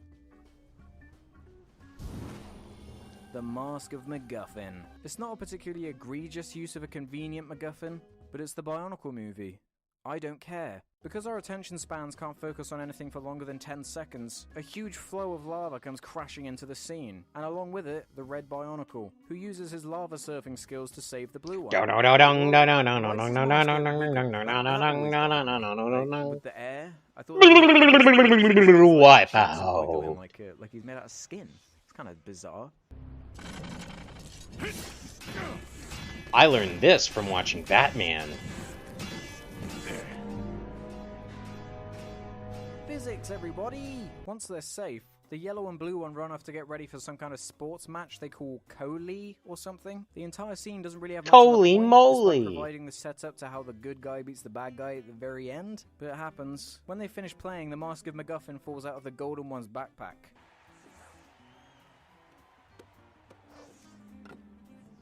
Which leads to the elders telling them about the Chosen One, the prophecy, yada yada yada, you know the drill. This is the great Kanohi Mask of Light. Although there is one slight little detail that makes this whole Chosen One thing slightly more interesting, I guess. Everyone in the movie seems to think that the yellow one is the Chosen One. The way they animate those masks just bugs me for some reason. I don't know why. I would have preferred, like, almost if they just did, like, like move the hole or something, like have it flex instead of have like mouths with flaps. I don't know. But I guess it's something. Next up is the proper introduction to our villain. Yeah, like we'll either watch it tomorrow or sometime this week. 6 worm creature Bionicles that go on a hunt for the mask. So with Piraka. the knowledge of the wise old man with a staff, the two mini Bionicle best friends get ready to carry a MacGuffin on a journey that spans their entire fictional world. Wait. Two mini people best friends, bad guy that are hunting the main characters? This is Lord of the Rings for babies. I really don't know if this was intentional at all, or a completely crazy coincidence, but this movie has so many elements that mimic Tolkien's epic. And despite all the things I just mentioned, there's also the intro exposition scene that was added late in production. The main characters coming across a frozen bunch of creatures from long ago. Roses are red, violets are blue. The beacons are lit. Or wait, no, how's that go? Defending a castle like Helm's Deep, and the soundtrack is also disturbingly similar.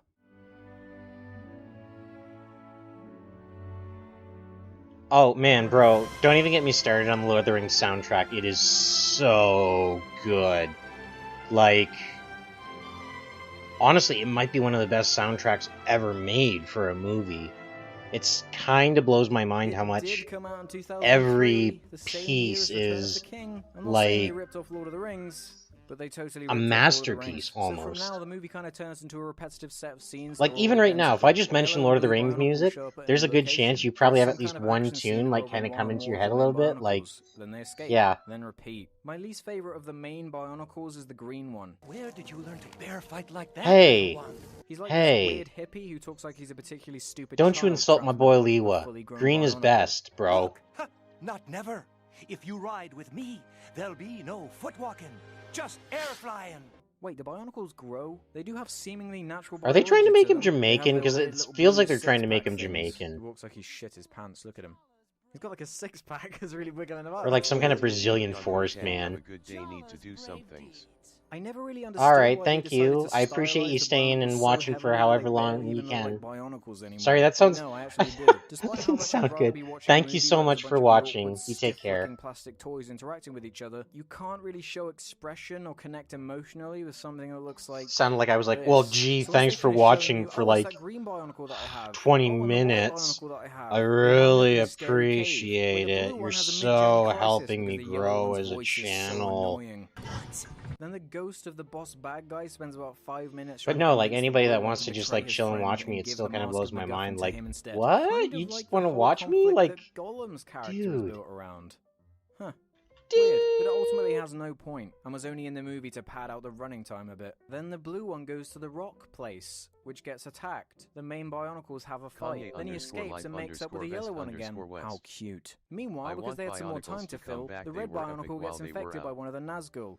It could be one of those things, though, where you miss it because it's gone, and then if it came back, it would be like, oh, these actually aren't that great. Bionicles are cool and all, but where's my Paraka movie? This picture isn't desperately trying to remain relevant to a bunch of grown-up kids who don't care anymore enough for me.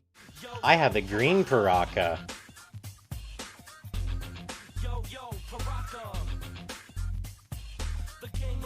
Oh no, not Paraka, Okay. Maybe I don't want that. Paraka, go Paraka! So the main characters arrive at a place. Wait, what are they doing? Why are they on this journey again? I haven't really been paying attention. I have no idea what's going on anymore. I had a pirate OL chat. But I guess it doesn't matter, because now instead of having their asses kicked, like what happens in every single scene before this,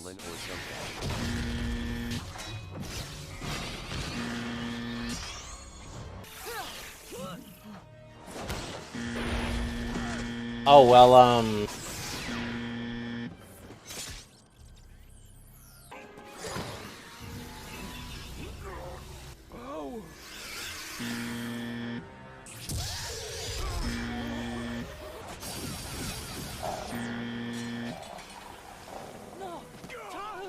the 6 big Bionicles finally work together as a team to beat the Ring Wraiths. But because they're all too busy celebrating over their recent... Yeah, the Batman soundtrack for the Nolan movies was Hans Zimmer, and he's a... the yellow and blue ones, and the yellow one sacrifices himself to my save elbow. the blue one. What a shame. What a complete shame we'll never have to hear his voice ever again. This causes the blue one to heroically put on the mask of MacGuffin, which morphs him into the 7th Guardian, the Tower of Light, who proceeds to tear off his friend's You know what that reminds me of? That reminds me of in, like, the Power Rangers, the second Power Rangers movie, where, like, the little kid turns into the blue Power Ranger, and it's like, but dude, you're still technically a kid, like... final confrontation is about to go down. You can't... Oh! That will decide the fate of the entire Bionic world. And they decide to play that boring ball game they did at the beginning. A simple game of Coley. Win, and you may try to open the gate. That totally doesn't deflate the entire scene. Luckily though, after a bunch of Bionicle people decide to come into the depths to watch them play sports for some reason, an audience gathers for your final failure, Tower of Light. The golden one brutally tears the face right off the bad guy, and they topple into a pool of liquid, which morphs them into a super Bionicle that has the best parts of both of them, and they use their brute strength to open a big door for everyone to get out. Then the door crushes it and it dies. But unfortunately not before it brings the annoying American blue one back to life. God damn it. So to round things off, because it's a kid's movie and death has to be meaningless, they bring the Golden Freddy back to life and peace is restored until the sequel. Now as far as cheap animated kids movies go, we gotta use the Dragon Balls to bring him back. I'm harping on and nitpicking a lot of the things this movie does, because that's what I do. But all in all, it was actually kind of a pleasure to sit through this again. It's not particularly special, unique, or have anything very original about it. Back off! But as a movie, it's totally acceptable. Even the side characters have little mini arcs and stories of their own. It's weirdly charming. Before going into this, I think part of me wanted to hate this movie purely because it was such a significant part of my childhood. And by disowning it, it would somehow represent my matured level of taste. But I have to be the guy who hates everything is even like, bruh, I can't hate Bionicle. This movie does not belong in the search for the worst ranking list at all. This was a fun experiment to delve back into something I used to really care about to see if it holds up. To return to with a critical I thought he would, I forget. I thought he trashed it, but... movie. I'm not even saying it's a particularly good movie. It's just definitely not one of the worst. It would be a disservice to the series to pointlessly cram it in the ranking list. And up next in the search for the worst is... It never ends. It never ends!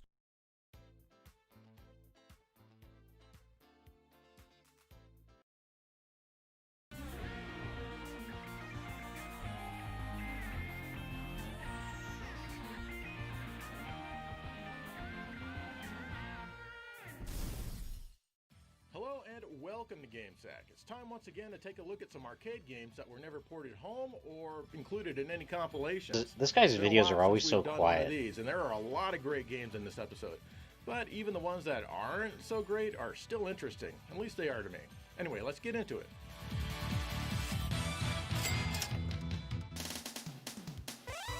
This is AB Cop or Air Bike Cop from Sega, released in 1990. Well, it was published by Sega, but it was actually developed by ICOM, best known for developing Polestar on the Neo Geo and also Mayfat Conspiracy on the NES. Is that how you say it, Mayfat? Knowing my luck, it probably isn't. In this game, you play a righteous policeman on an air bike, dispensing justice as you see fit on the streets which are full of crime. It plays similar to Chase HQ in that you need to hunt down the bad guys, and your main method of attack is ramming into said bad guys. During the normal part of the stage, you have a set number of lowly enemy air bikers that you need to kill. These are all marked with an arrow. Simply ram into them and they'll blow up. But each subsequent stage needs you to ram into these guys more and more times before they die. There will be an occasional enemy which seems to take fewer hits though. To catch the enemies, you have a turbo button, which works most of the time, but if you overuse it, you need to wait a small amount of time before it works again.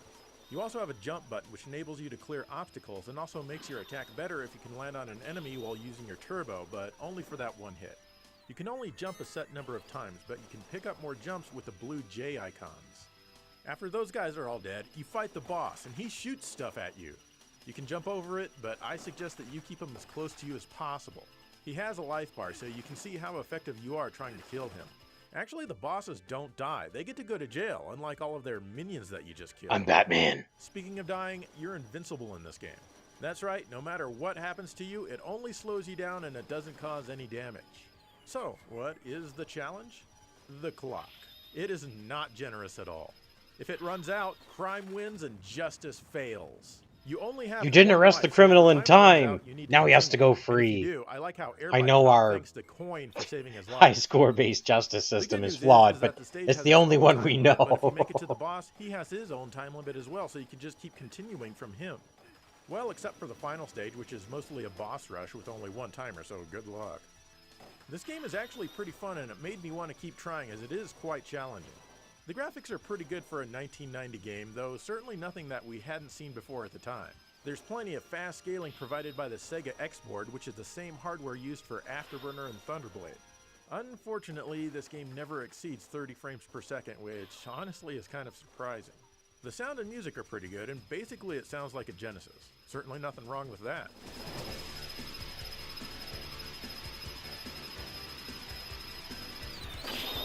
I can kind of understand why this game was never ported, as it's quite basic, and by the time we had hardware powerful enough to do it justice, it just didn't have enough content. Still, I would have loved to see it on the Saturn bundled with the other Sega games that I'll be talking about in this episode on the single CD. I mean, wouldn't you?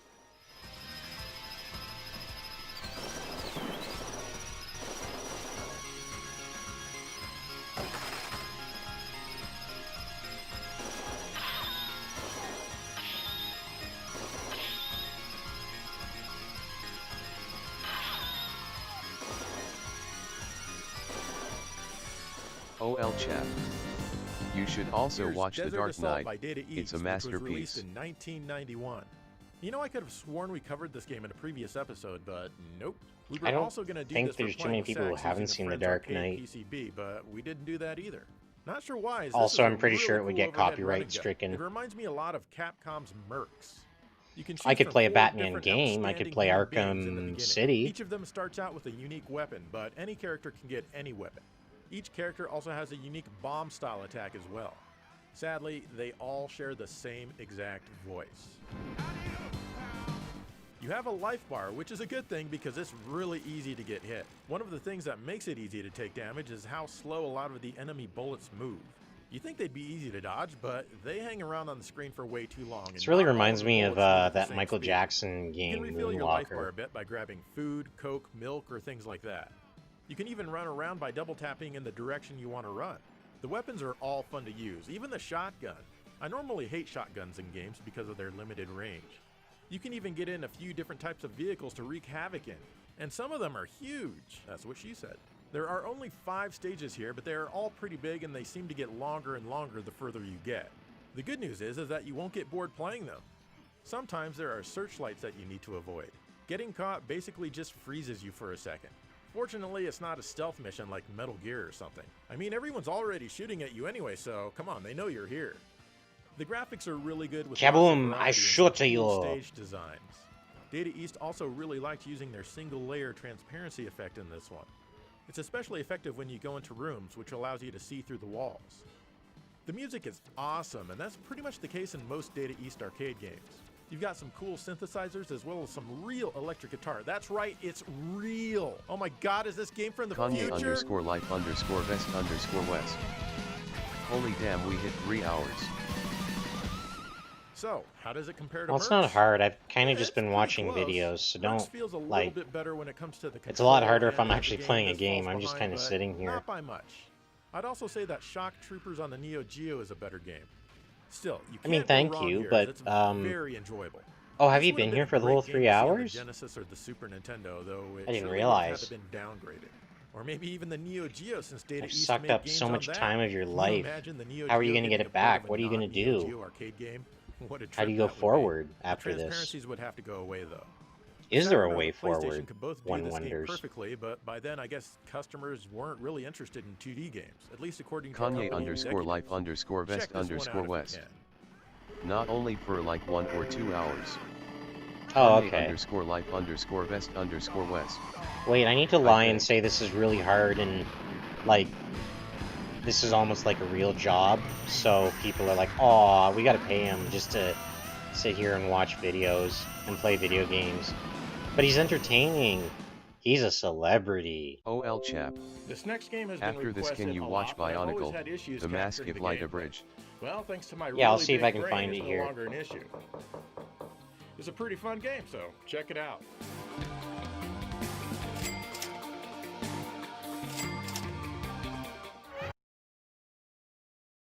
Bionicle. Look at this Toa mask. Every time I look at it, makes me laugh.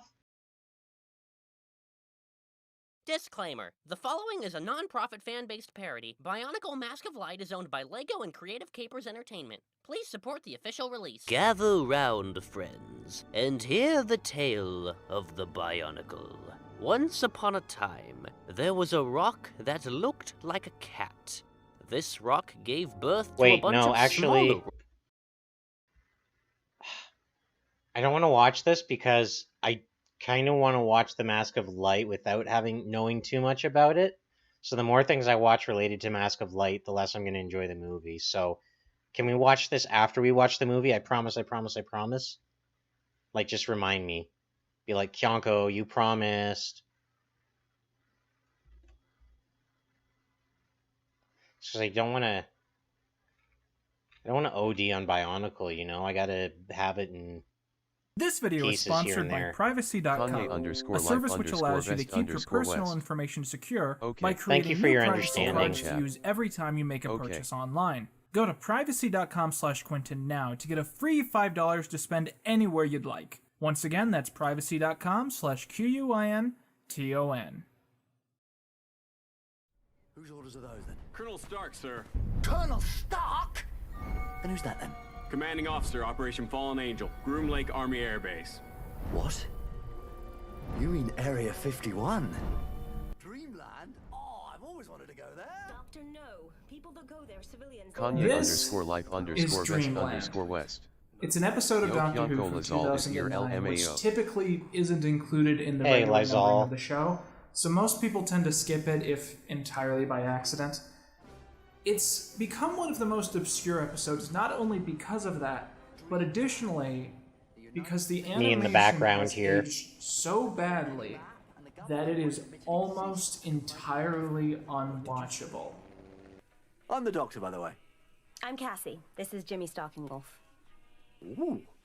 But the reason that I have generously selected it for previewing today is that it also happens to be one of the least creative, most culturally generic takes on what Area 51 is behind closed doors.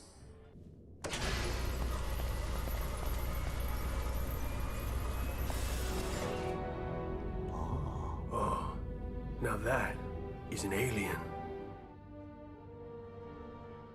Franchises like Doctor Who, Star Trek, LMAO have worldwide fan bases, captivating billions every single day. And the base connection between all of them is that they all seek to answer an eternal question which has haunted humanity for centuries. Area 51, where they store the wafers.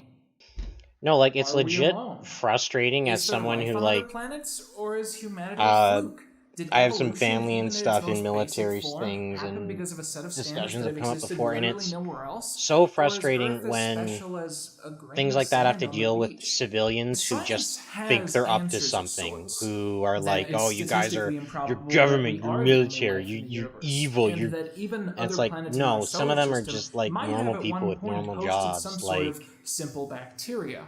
In fact, one could go as far as to say that statistically, there almost certainly has to be complex life somewhere out there in the cosmos. A civilization so advanced that its people look into the stars at night and wonder if they're alone.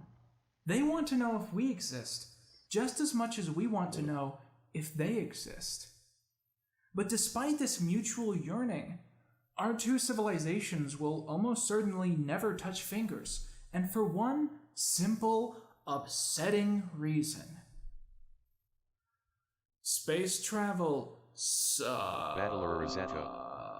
Yeah, most of them are just doing a job and trying to bring food to the table. It is impossible to move faster than the speed of light. In fact, it's improbable. But like the guys at Area 51 really have it rough because they have to, like, the people that stay outside and treat it as a novelty are fine, but people that actually try and break in, that harass, that, you know, frustrating thought. Give these guards a hard time. It's like, come on, it's already hard enough that they have to keep all their projects and stuff, like, contained. And then this just means they have to fill out more paperwork on, like, how did they handle this situation? What time did it happen? It's like these guys are literally making their jobs harder by, like, trying to investigate conspiracy. I want to go home. In this video, we're going to talk about Area 51. I'm going to tell you what it is, why I know what it is, and why it's important. But then, we're going to talk about what people thought Area 51 was before they found out the truth, which I actually think is a little bit I've been into, like, a thing lately of people that are, like, really cynical and critical towards the whole 1950s, 1960s alien stuff. Put into place like dominoes by figures who came to profit from them. And the story that we all believed for decades and decades, because it's funny to just have this, like, really homoerotic doll in the background. All along. Just background decoration, I guess. Like, really just there to make you ask, why is it there? Quickly approached around the horizon, one which is today looked back on as a bout of extreme paranoia caused by the cultivation of two extremely territorial superpowers, the United States of America and the USSR. Two countries who very openly did not like one another. 2 years after the war came to an end, President Truman signed into effect Like, a doctrine what I don't which get stated is, the United States and would you'll probably guarantee touch on this, is economic why and Area military aid 51 towards any state like opposing Soviet stands out above expansion, everything else. And I think the kickstarting big pseudo-conflict known the big as reason the Cold War. Of This act created an the big iron reason I curtain think between why the different is civilizations, because of where its each side proximity to developed Nevada evolved and separately with Arizona, no contact between them, and as each essentially just viewed those the other areas as are a potential hotspots for a adversary lot of in a new Third age World spiritual War. people. Truman became increasingly paranoid of the advancements and tactics And of so the it makes Soviets sense at the that a time, lot of people that and are created already in into 1946 the conspiracy Central and Intelligence inflating Group, which had a short run ideas before and being things replaced by the beyond Central Intelligence what they probably Agency, are which had two would to monitor Russian activities for the sake of find providing interest in intel something for related to various both other government branches, and to have a cooler supposed sounding acronym awakening than of secrets CIG. that are meant But to be providing suppressed. said intel could be a significant problem, as the United States quickly found out that their understanding of even the geography of Russia was extremely outdated. By sneaking through defenses, Geography of Russia. What geography? Is big and cold. That is all you need to know.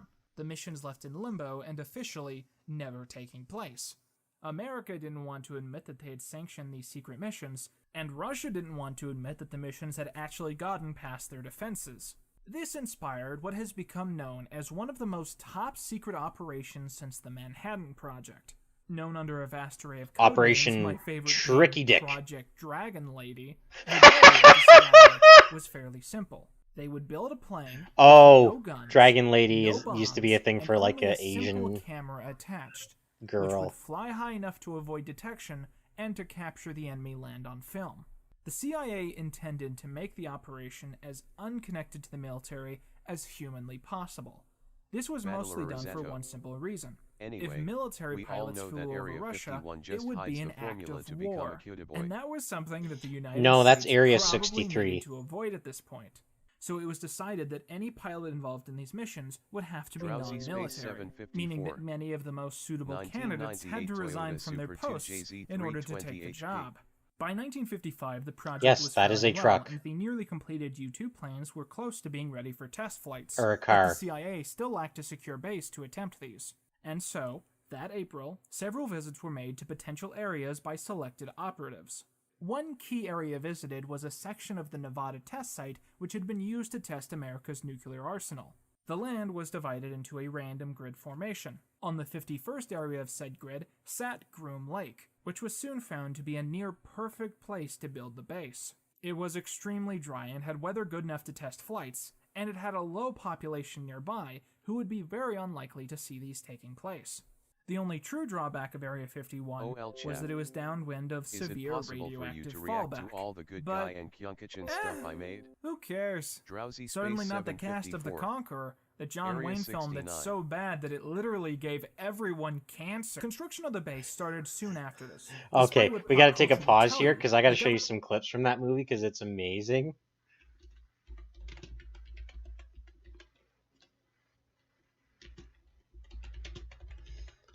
Oh man. Like, this movie, man.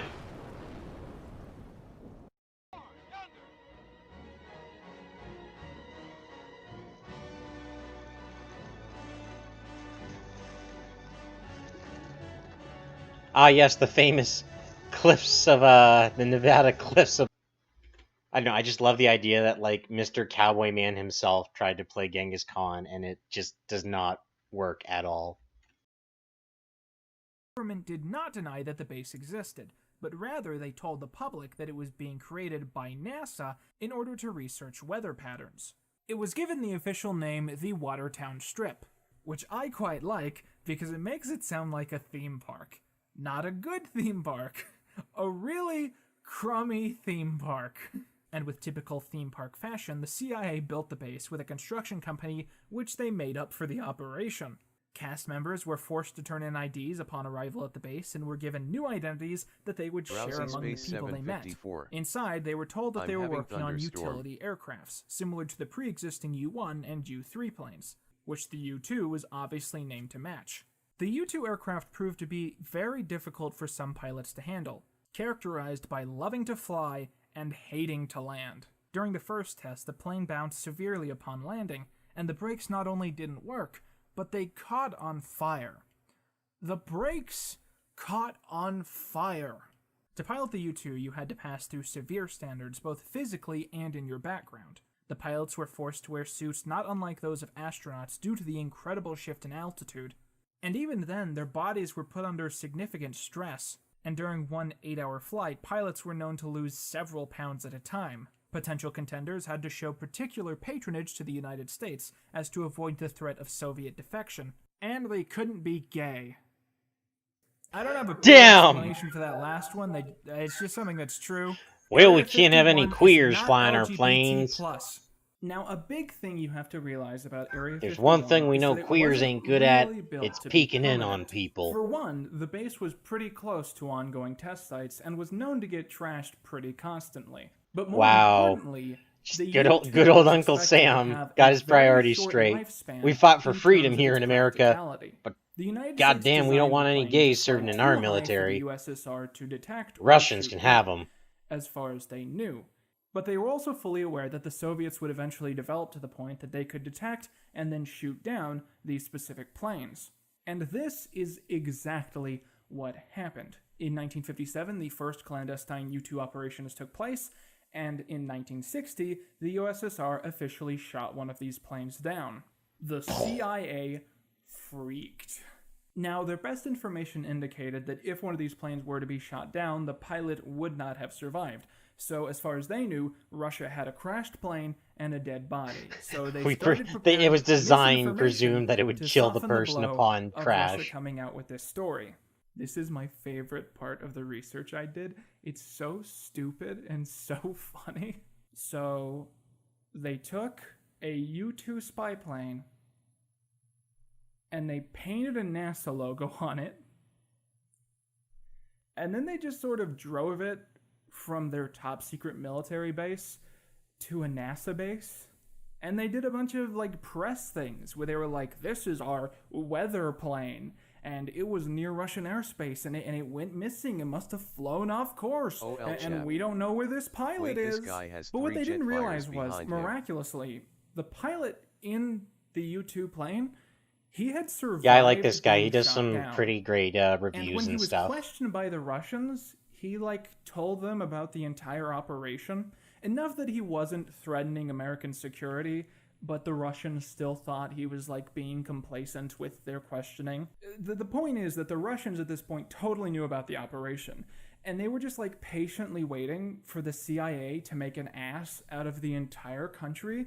And then they made the entire operation very open for the world, causing a lot of hubbub at various world leader events that took place after this. The funny thing is that the U-2 has actually turned out to be one of the most long-lasting aircrafts in aviation history, still being used in operations to this day. And similarly, the Area 51 base is still high altitude and used for operations, although it's now manned by the Air Force and not the CIA. It's often been used to test enemy technology that has been captured, including Soviet planes and other sorts of stuff in the 1960s. This information would be forwarded through to aviation training courses, which would help military personnel train for actual combat.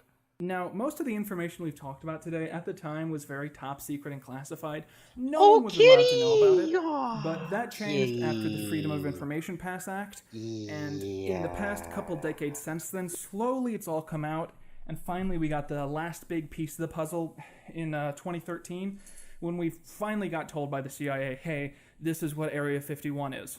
It's kind of obvious in hindsight.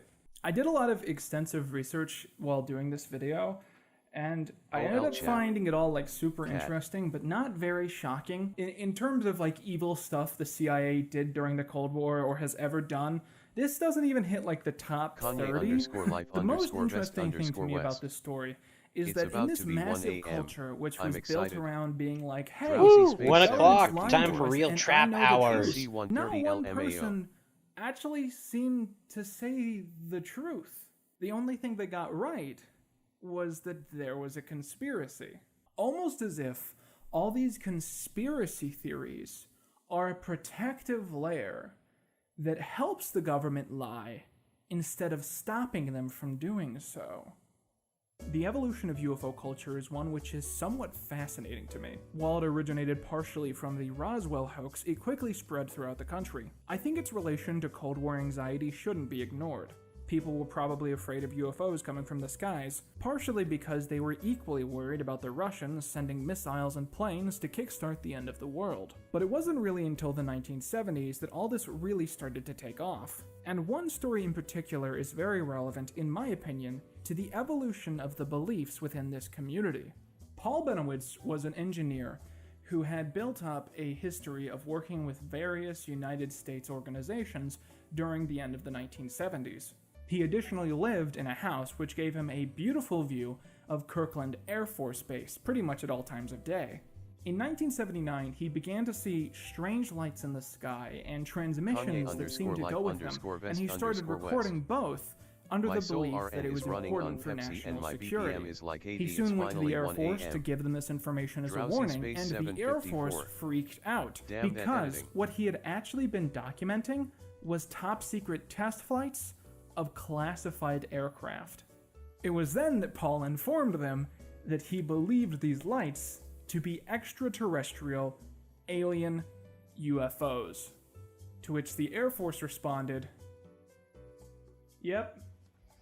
But damn, one person in the you agency figured us out, you brilliant man. A little bit further, and almost undeniably a little bit too far. He began regularly meeting with Benowitz and started feeding him classified documents and top-secret information. But the catch was that none of it was real. It was all fake stuff that he was just making up on the fly. These would say things like that the US government had UFOs, or that they were working with aliens who were sort of evil, or that they had secret underground bases.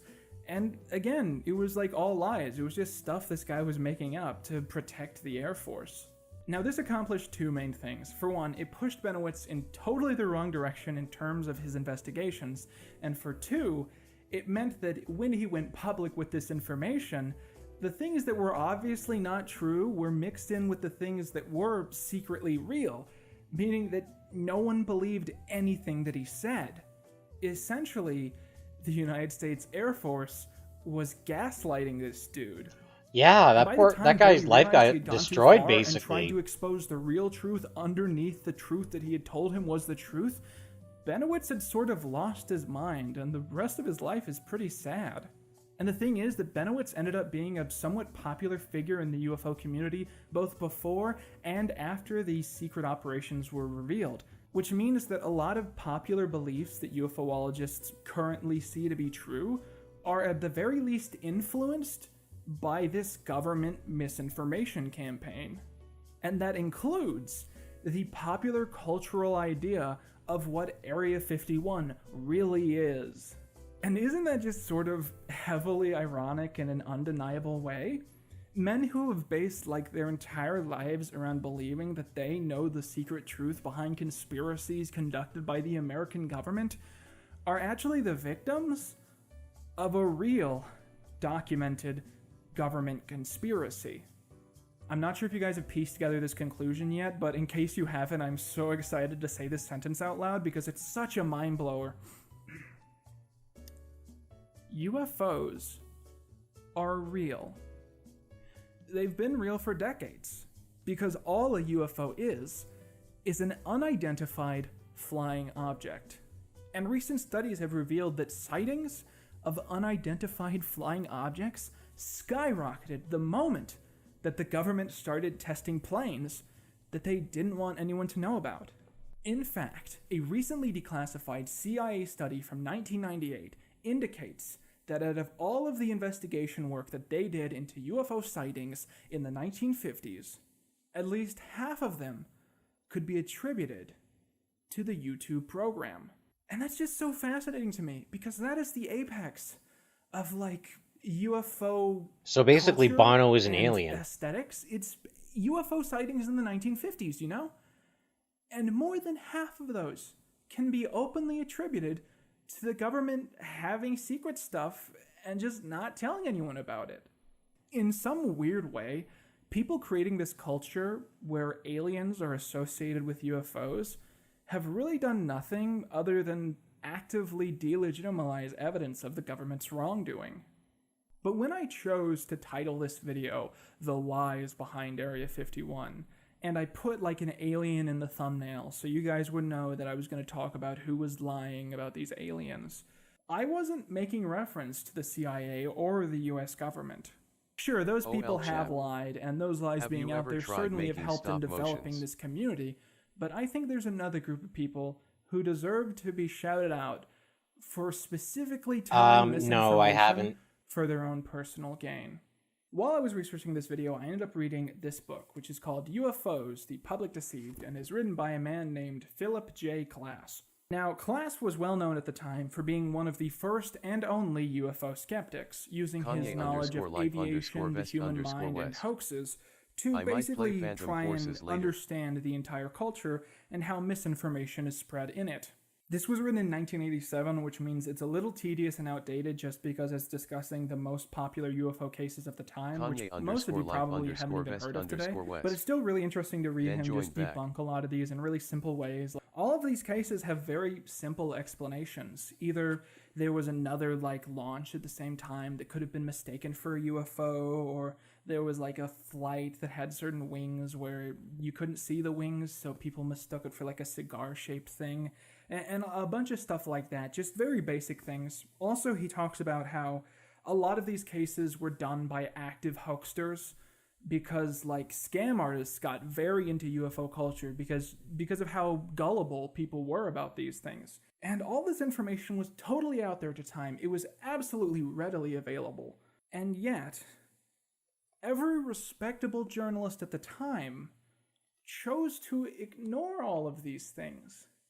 And for one very simple reason, that Philip J. Klass's hot takes about UFO culture didn't make a lot of money. I mean, it's no wonder that I had to find a very old copy of this book, because even to publishers who own the rights, why publish one book that tells you the truth when you can publish 40 books that tell blatant lies? Documentary crews, respectable journalists, TV shows, they would all either refuse to interview the skeptics who knew things that were true, or they would do the interviews, get the information, and then use as little of it as possible. And they would show these hoaxes in the productions, which they knew were hoaxes because they had interviewed the guy who exposed them, and they would just put it in anyways for some unseen reason. I mean, a classic example of this is Unsolved Mysteries, a show which I really want to analyze sometime, because that show is 50% respectable journalism that helped the country, and 50% utter drivel that is worth absolutely nothing to anyone. These people who were pretending to tell the forbidden truth knew that they were lying, and they didn't care because lying made them more money. And you see this continue today with channels like History Channel and Discovery. These people know they're saying things that aren't true, but they don't care. Yeah, it's weird how need to get paid. Easily you can cross that line and lie to yourself about something that's not true. Further and further because we even kind of do that here with me being a VTuber. Never heard of. Have their economies become dependent on people believing in these things? It's funny because there's what is it?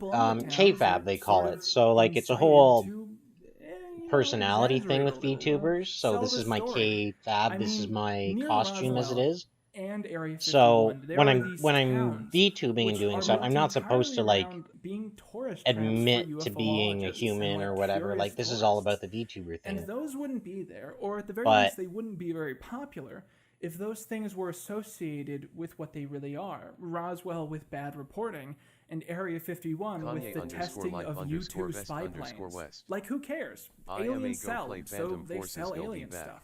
You have been sold lies about aliens and I don't know if I'm going to be streaming much longer. I'm probably going to go to bed soon myself. And partially by the government. Let's be fair, government sucks. But also just by journalists and small-town tourism boards that become dependent on cultures that are built around people buying their stupid crap, and by a sort of socio-economic inertia that makes it really hard for any of this to be turned back. And in response to that incredible revelation, all I can really muster is, welcome to America. Drowsy Space 754. Anyways, in case I've been wrong throughout this entire video, here's a list of things that could be stored in Area 51. A fully animated edit of the Chris Farley version of Shrek. The rest of the Lost Normnet comics by Jim Davis. The frozen remains of all of Walt Disney except for his head.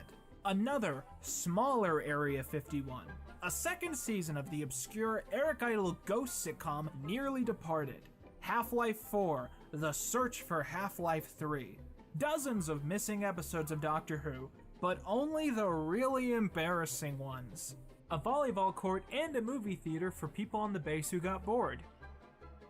That one's actually real, it was in the book I read. Every sock you've ever lost in the laundry. A live-action Robotech movie not stuck in production hell. An hour-long review of To Boldly Flee. And finally, a greater service for bringing CIA-level protection to your everyday purchases than Privacy.com. Because I certainly don't know anyone from this earth who can match the unbridled worth of today's sponsor. Privacy.com is a service which allows you to create new cards for every purchase you make online. I've been using Privacy for almost a year now, and they've always proved to be so useful and so practical. The perfect add-on to your life, which seeks to do nothing but keep you safer. And using it is a lot easier than piloting an experimental U-2 spy plane. You just make an account, connect it to your bank account, and bang, you're ready. I'm gonna find it. I'm gonna find my goddamn Mountain Dew. Did you drink my Mountain Dew? Did you drink my Mountain Dew? Let me smell your breath. Let me smell your breath. Oh, you Mountain Dew drinking bitch. Drop the drug. It's okay, nigga. I got the hamburger. Shit. Oh God, I'm gonna cool.